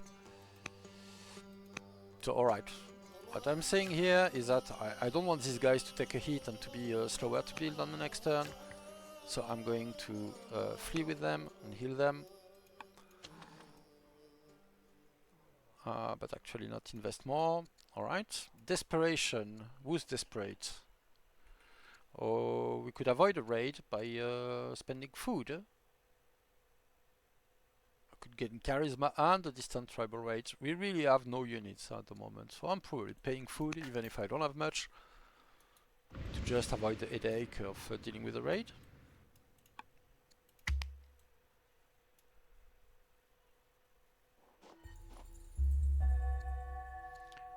Alright, from the river.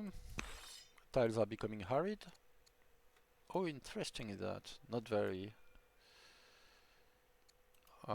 We could theoretically get a spearman if we were fully healed.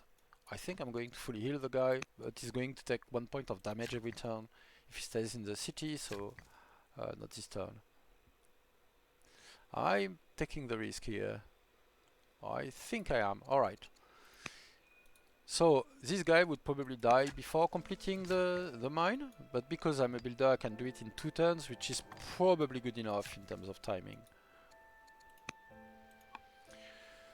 So that's other things you can do, right? Expand with urban improvements. I could also buy tiles, but that's just cheaper. A bit of stone every time. And you can do it even if you're not a landowner capital. So these are tools to have in your box if you're going to play a builder in particular. Let's go for a spearman. I almost want to rush it, so let's not go for a spearman. Let's go for the acolytes and try for Zoroastrianism. I'll get another citizen naturally next turn. So if no one found Zoroastrianism before turn 20, we have a shot at it. We'll see. It's not very early to be clear, so there's a good chance someone else will find it before us, but we can try. Alright, we want to tutor our son. Our husband is a courtier and can do that, so let's go for it. A bit of value out of that, so yeah, we took a hit, but we can survive it. We have our extra warrior, we'll upgrade to a spearman right away. Heal this one, and we'll want to get some punch out of our military units. With that, I'm buying this tile to get the marble and improving it. And all the marble I'm getting at the moment is about civics more than stone. Although I definitely have a pick of wonder, what with being Egypt and everything. At this point, all the developing wonders have been started, so I'll get to pick all the weak wonders have been started. I'll get to pick a developing one. I probably want, I don't know. You have to lean into some of these. The Royal Library needs good diplomacy, and probably goes with Portcullis as well. The Jebel Barkal wants you to have a religion, so that becomes a thing if I get to fund Zoroastrianism. The Apadana is just a wonderful economy if you have many cities. We don't have many cities. We have 2, which is slow, and a settler. Oh, and it re-evaluated and gave me more tiles. So yeah, I'm not sure what's happening there. It doesn't behave as I would expect, though. That much is quite clear.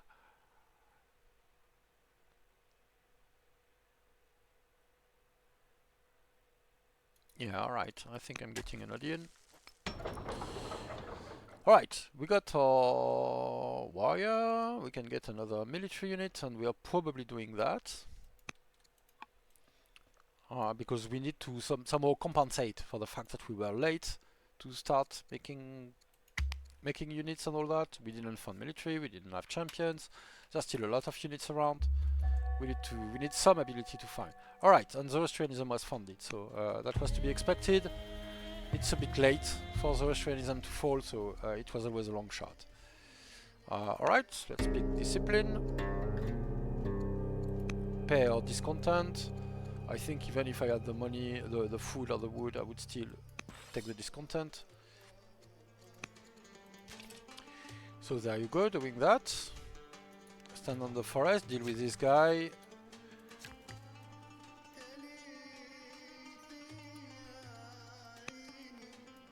Get my builders elsewhere. Alright, I got my first acolyte. I can still get another acolyte, which is still valuable for the research, the culture, and all of that. Not as valuable as if it got me Zoroastrianism, obviously, but still good. In this case, I think I'm going for festivals. I'm trying to pile up as many festivals one for some extra culture until I can get my stonecutter as well with my next citizen.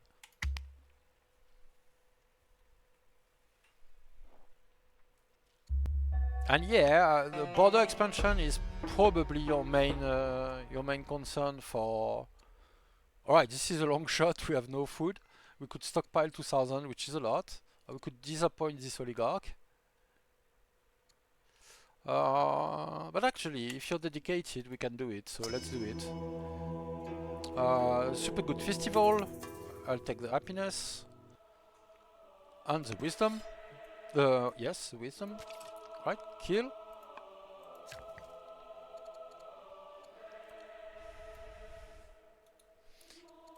Here I'm urbanizing again to just gain access to this tile. That also grants me vision and all that. And we just said we are going to food, so we are going to invest in that. Let's do it in our London seat, and our farm are extra good after all when they are riverside, and they also net us some money as landowners.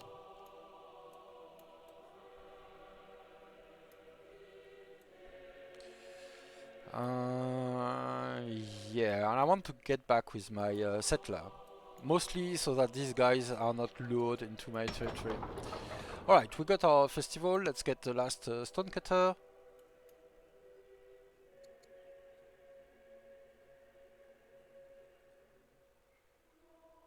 Yeah, and it'll be too late, but we can try to get the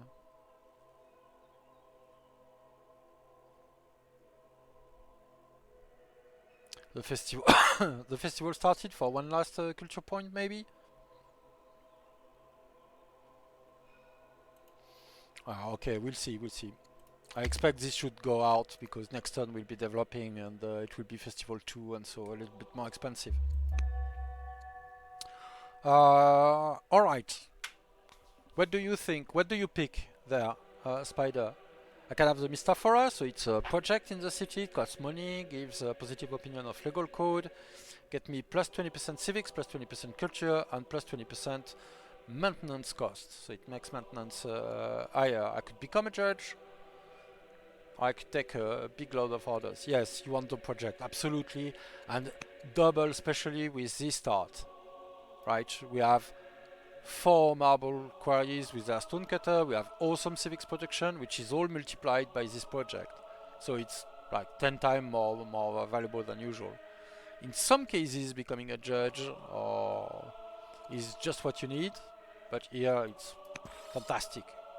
So yeah, no doubt, we want the project. Indeed.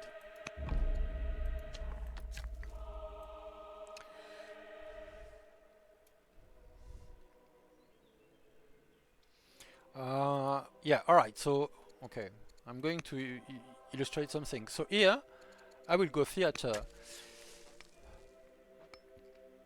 I will go theater because I want to get some culture. I'm expanding slowly and all that. I'm not expanding at all, really. Uh, but the development of my city is going to be good because of this awesome civics and all that. I want the opportunity to make urban specialists.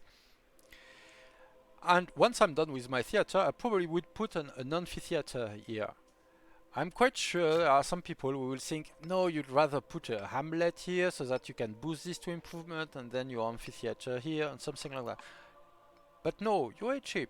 It's cheaper to make improvements of the same class adjacent. So I got 20% rebate for starting the theater here.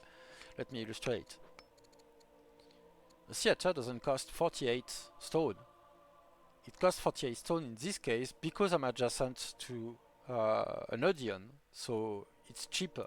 If I was to start it here, it would cost 70 stone. That's the cost of a theater.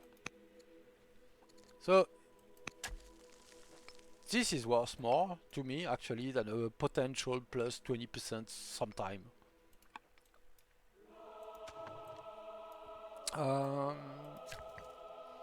Alright, I want more iron. I want to get developing quickly, but what did I do? Yes, I wanted to heal, so that's right. I was afraid of a misclick, sorry. Let's get to kill these people. We need killing. Not sure what I'm putting here. I want a sage city here, so I'm probably going to double found something else because I want this marble to go into a big civic science core city. So that's my main consideration for that. I should probably hide my settler a little bit more. Alright, and here we're going back to our routine, right? If we have a citizen around, we are making a urban specialist. Yeah, I know they have a bonus for rural specialist, but we want the urban ones for more research and all that. We already have 4 rural specialists for Stonecutter. We got plenty of value out of landowners already. And we are converting the civics into growth because we still don't have any growth bonus in the city. Well, we have the net. We have the net and the innate +2 growth from being landowners. But we want citizens because we want to make this is a core city that will pull its weight in science and overall development of our nation. Right, we got navigation. The plague is coming. Alright, apparently we get a plague in every single game. A prince could become a magic practitioner, a herbalist, or get just XP. I'm going to give them magic practitioner, kill this dude. I'm unhappy that my workers are constantly getting hurt and so would get delayed in making improvements, but I guess that's my own fault. Yeah, let's get closer. We really want to adopt navigation. We are going citizenship. We want even more civics. We have more civics, so let's multiply our more civics with even more with the quotas line. We can definitely pay for it, even if we fork over some of our stone and civics for wonders. Alright, our general is not a general anymore. We really want to start this mine. What am I doing here? Oh, I already have the mine. I'm an idiot. Okay. I'm just blind, it turns out. Alright, I'll make a detour here to kill that guy. And we'll start work on this one. We want more farms for ambition. Let's get some wood. Get a riverside farm here. And I don't know what I was thinking here, but well, apparently I wasn't thinking. Yeah, we got some citizens, but we don't have food. I'm not making a farmer. I think I want to get more farms more quickly, so another worker will help. And we'll double down on that now. Alright. Kill this guy. That was a bit silly. Alright. This guy can reach, so let's go there. Attack, kill. Ugh. And if I can select, kill. Alright. We are moving up there. What are our workers doing? Not so much. These are not awesome farm, but they still move me toward my ambition. This is a hill, however, so I want another mine here to pay for my units and quarries and everything. Let me import horses, maybe? I will want it in the end. Or just get one more spear. So a military city job, right? It's making military units and that's all it's doing. But that is a valuable role. We need someone to be doing that.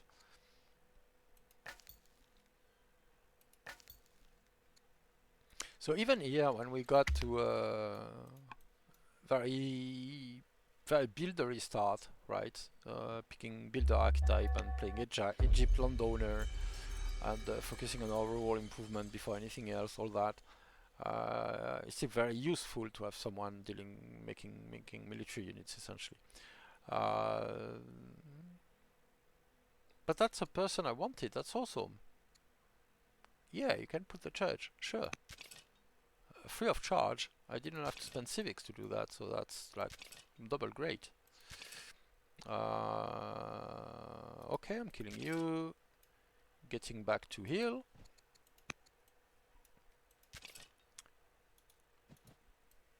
Attacking from here. Next turn I'll be able to finish them because I'll attack my city, lose 1 hit point, and then they'll be in range of a kill by our guys. This is temperate, good enough. Let's get a farm.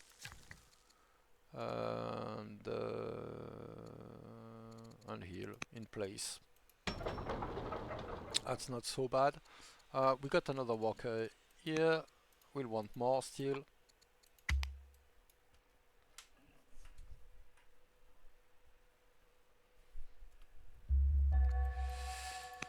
Alright, Jebel Barkal. We can get another judge as heir. Become blessed.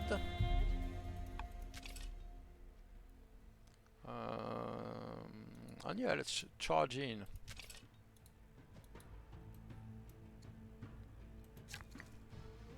Alright, micro trick. Are you ready for a micro trick? So if you're ready for a micro trick, here, I could start a farm. And it would take 3 turns. Because my worker is hurt.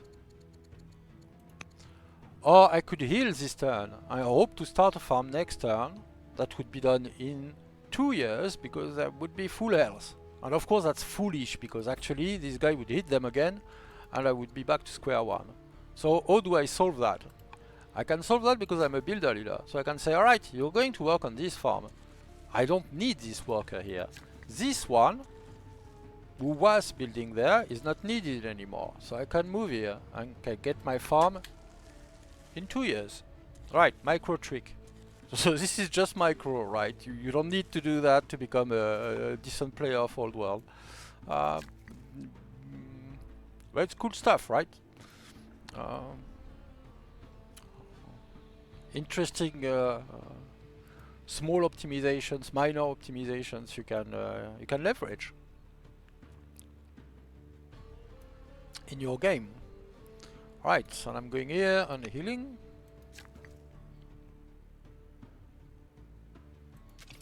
And killing this guy, right. Yeah, builder is probably the strongest archetype as well. But it's important not to die of being a builder, not to be too wrapped in what you get for your economical development and all that, and then die because of it, which is easier to do than it sounds. Possibly. Alright, and with that in mind, I will come and attack these guys.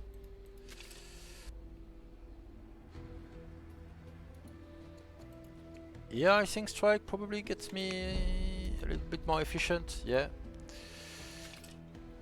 And I got another one there. I don't want to lose my workers, essentially. They can get hurt, but I don't want to lose them, so I need to get around, and probably, I think, the AI should attack my my workers, my military units before my workers. Might be off though. Yes, I am off. Alright. We are doomed. So we'll soon be a judge as our son.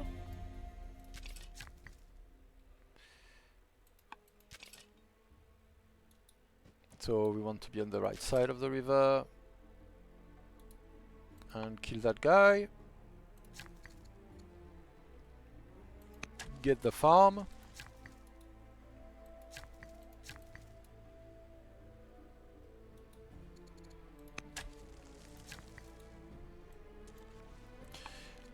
We got the civics. I'm picking serfdom right now. We need more orders.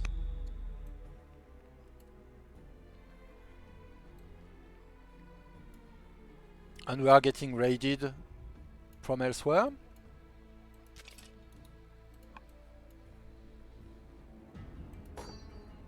Yeah, we're surviving our boldness here.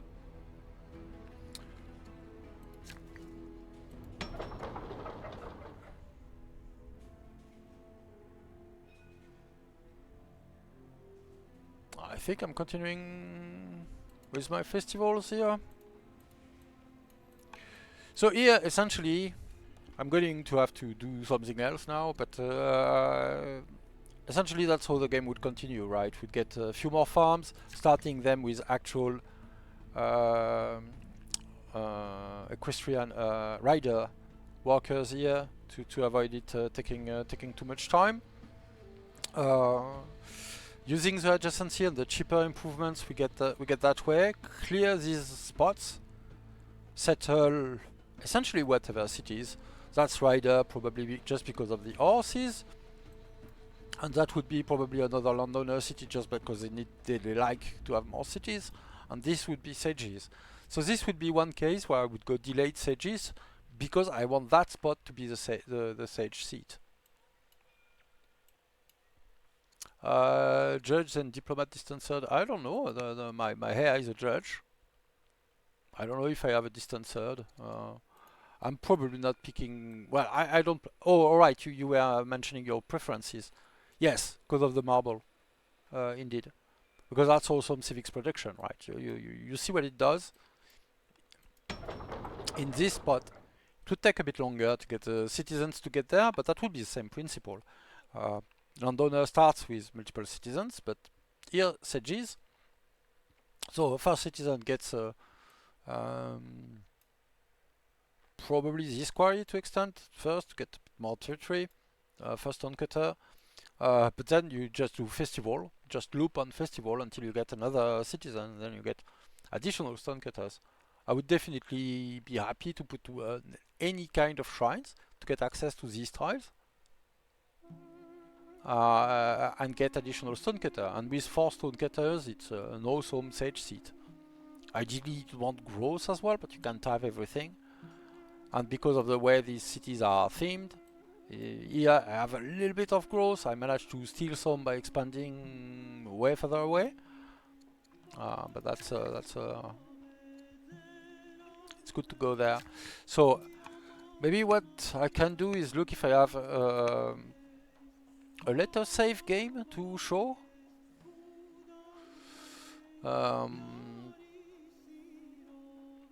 This is OCC, this is OCC, I think this is one city challenge as well. Or maybe this was a rejuvenation game? Yeah, okay, let me open it and check. Maybe I can comment a bit on more developed games where we could see. And yes, preferences, right. Yeah, diplomat, you want to play with alliances? Yeah, so then if you were playing the start I was just playing, do pick the alliance for sure.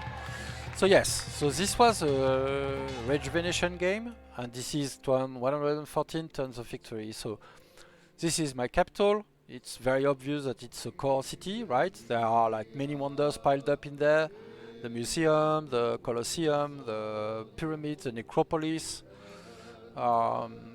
Heliopolis, Pantheon, well, everything essentially, right?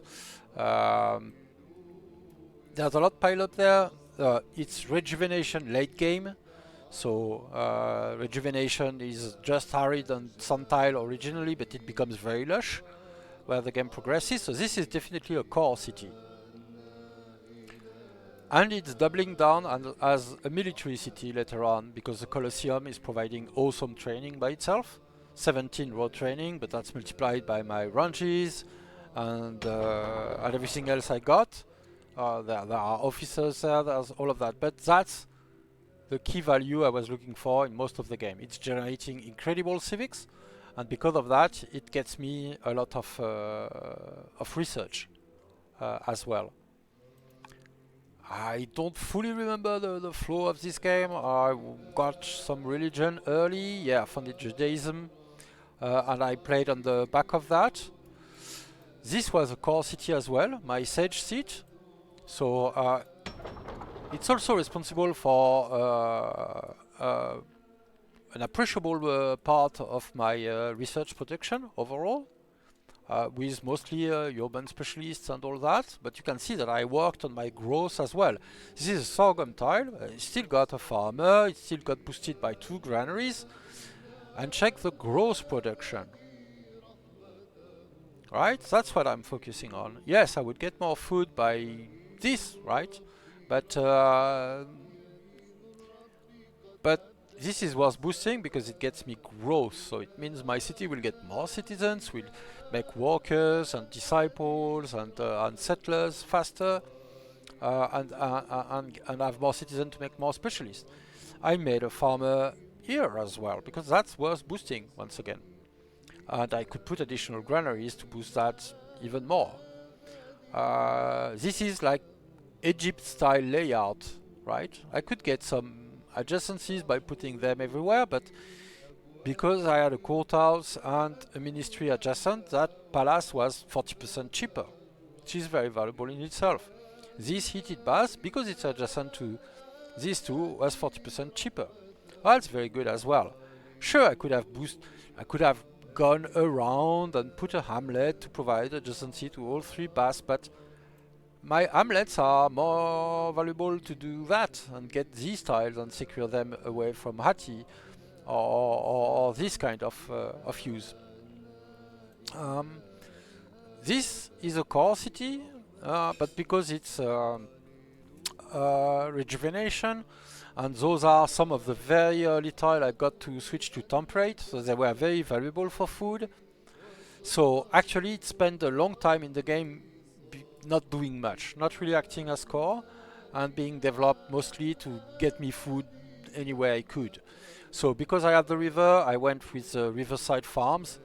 As soon as one got temperate or even lush, when being extra lucky.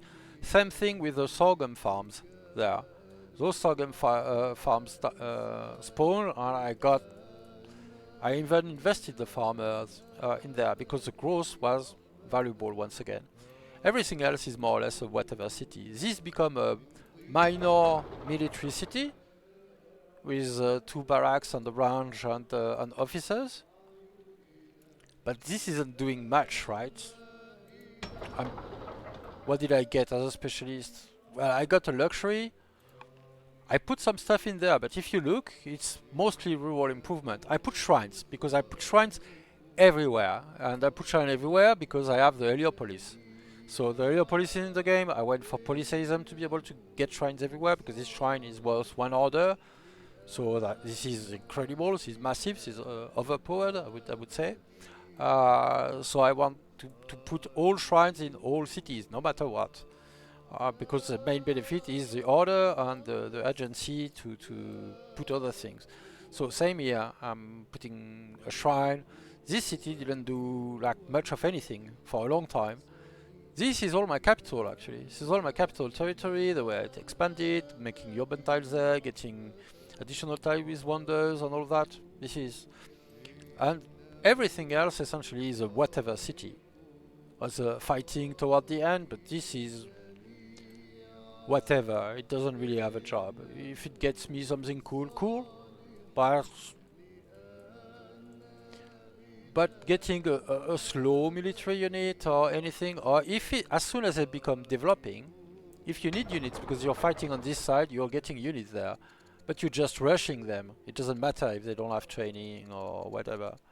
And same for everything. If we really need to develop a city, but you won't be able to get the courthouse and the ministry and the palace in every city so that they have good civics protection, so that you can get good specialists. So if you're making a city and I want to make military units here a bit, then really I try to find a judge, appoint the judge, just buy the apprentices I need, and then it's good to go, right? Good to run. You don't want to have the full development from the start is the point. So identify what you want to develop, a few key points that are really strong at what you need, and work with that. It's better than to try to find a specific job for every city. So monks are just super good in that game. If I remember correctly, we had Zoroastrianism funded by a neighbor with mythology. We had Judaism. We adopted mythology as well, because we knew we wanted shrines everywhere and polytheism. So each of these shrines is worth 4 culture. These ones were multiplied by the adjacency with mountain are worth also amount of culture. So that's how we raised up the culture ladder, and how we secured our wonders. So this was almost OCC like. It was actually quite tall play, and then funding cities to get to the victory point threshold. And actually we won by ambition, so we are not even there. But I think it's more useful. You getting. Let's look at all the science get generated, right? More than half is just my capital.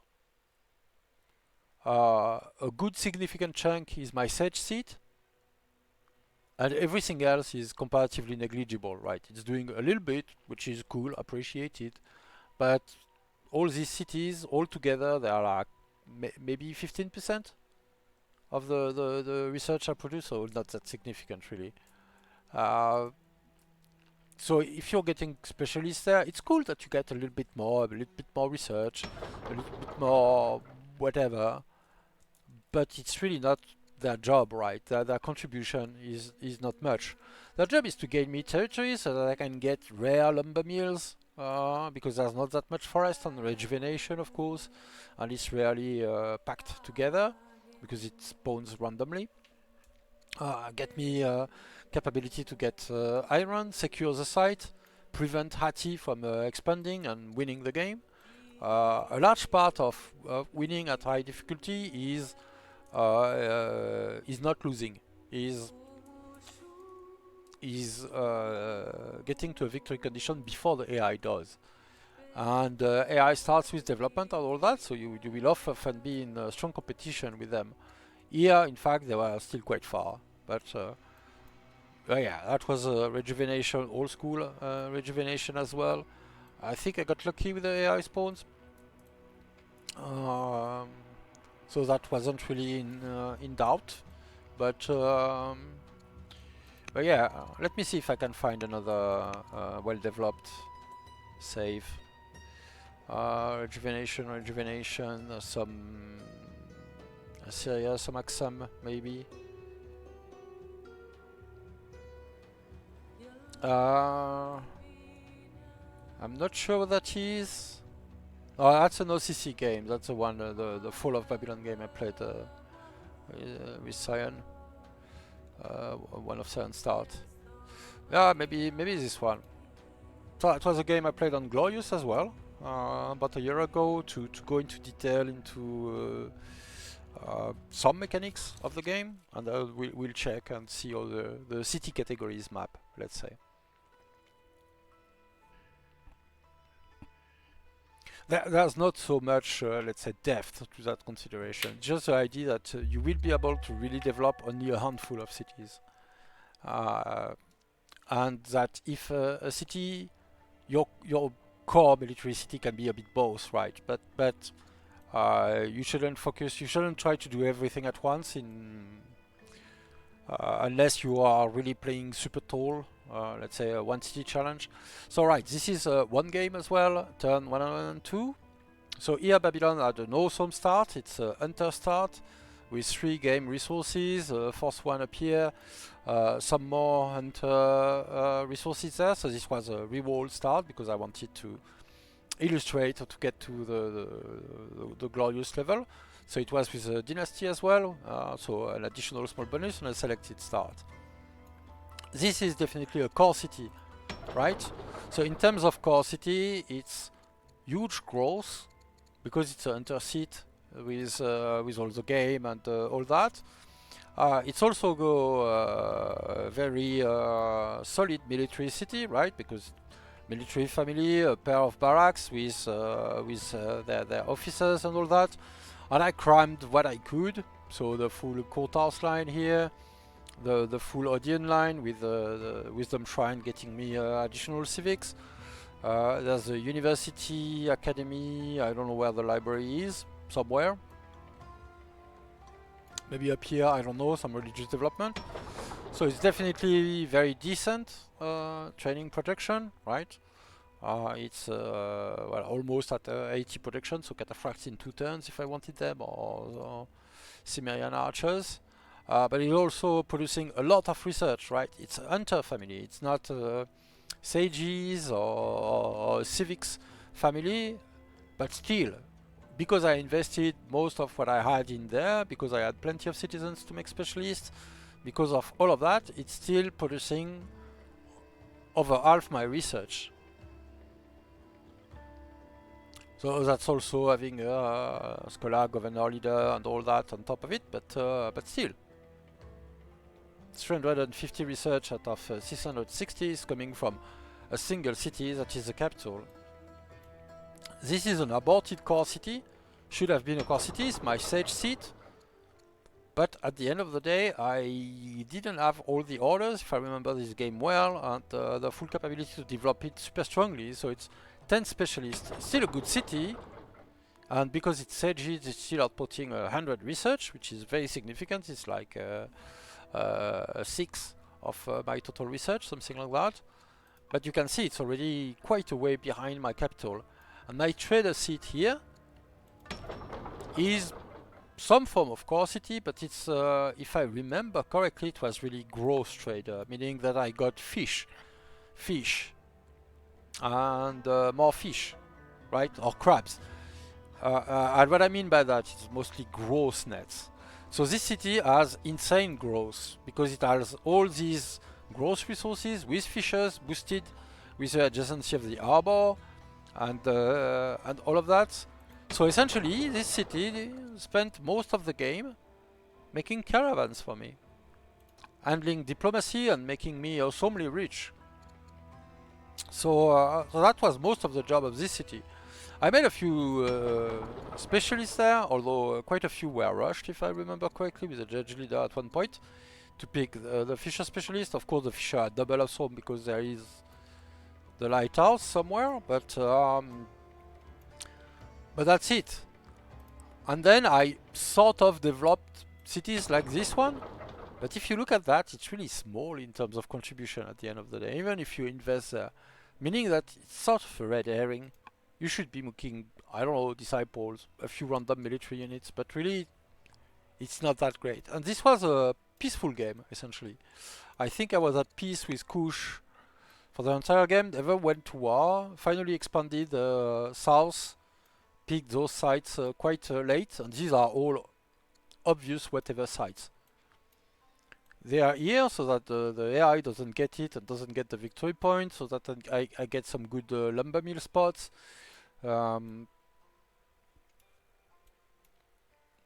This one, if I found it early, could have been core, just because there's barley here, barley here, barley here, barley here. I don't know what created that, but this granary would make awesome boost, and you could get the farmer for insane growth and all that, which makes it a good trader seat.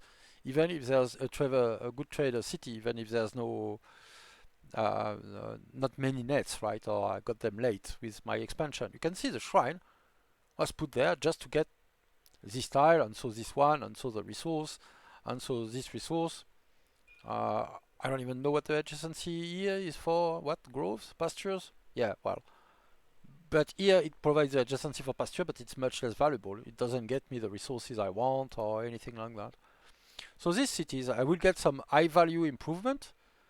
Here, shrines, because shrines are valuable everywhere when you have the Heliopolis. So if I'm getting the culture, I might as well get the adjacency from mountains, right? Uh, but if you check, that's all there is. There are 4 urban improvements and there are 4 shrines. Here, shrines, and that's it. So I should get more urban improvement and they should all be shrines. Shrine, shrine. I got a hamlet here, presumably to grab the resources. But that's it, really. Oh, there's an Odeon, but I think I got it from an event even. Now that I remember. Yeah, I put some religious improvement. They are typically very good. The monasteries, especially for the research and the monks. So kind of good to get everywhere, but you're not going to get many citizens everywhere. So and same, there will be shrines. All right, and with that, I think I've been about the point quite extensively. So I will leave it. I will leave it there. But yeah, that illustrates what I was saying. So that will be all for the stream, and see you soon. No problem, Spider.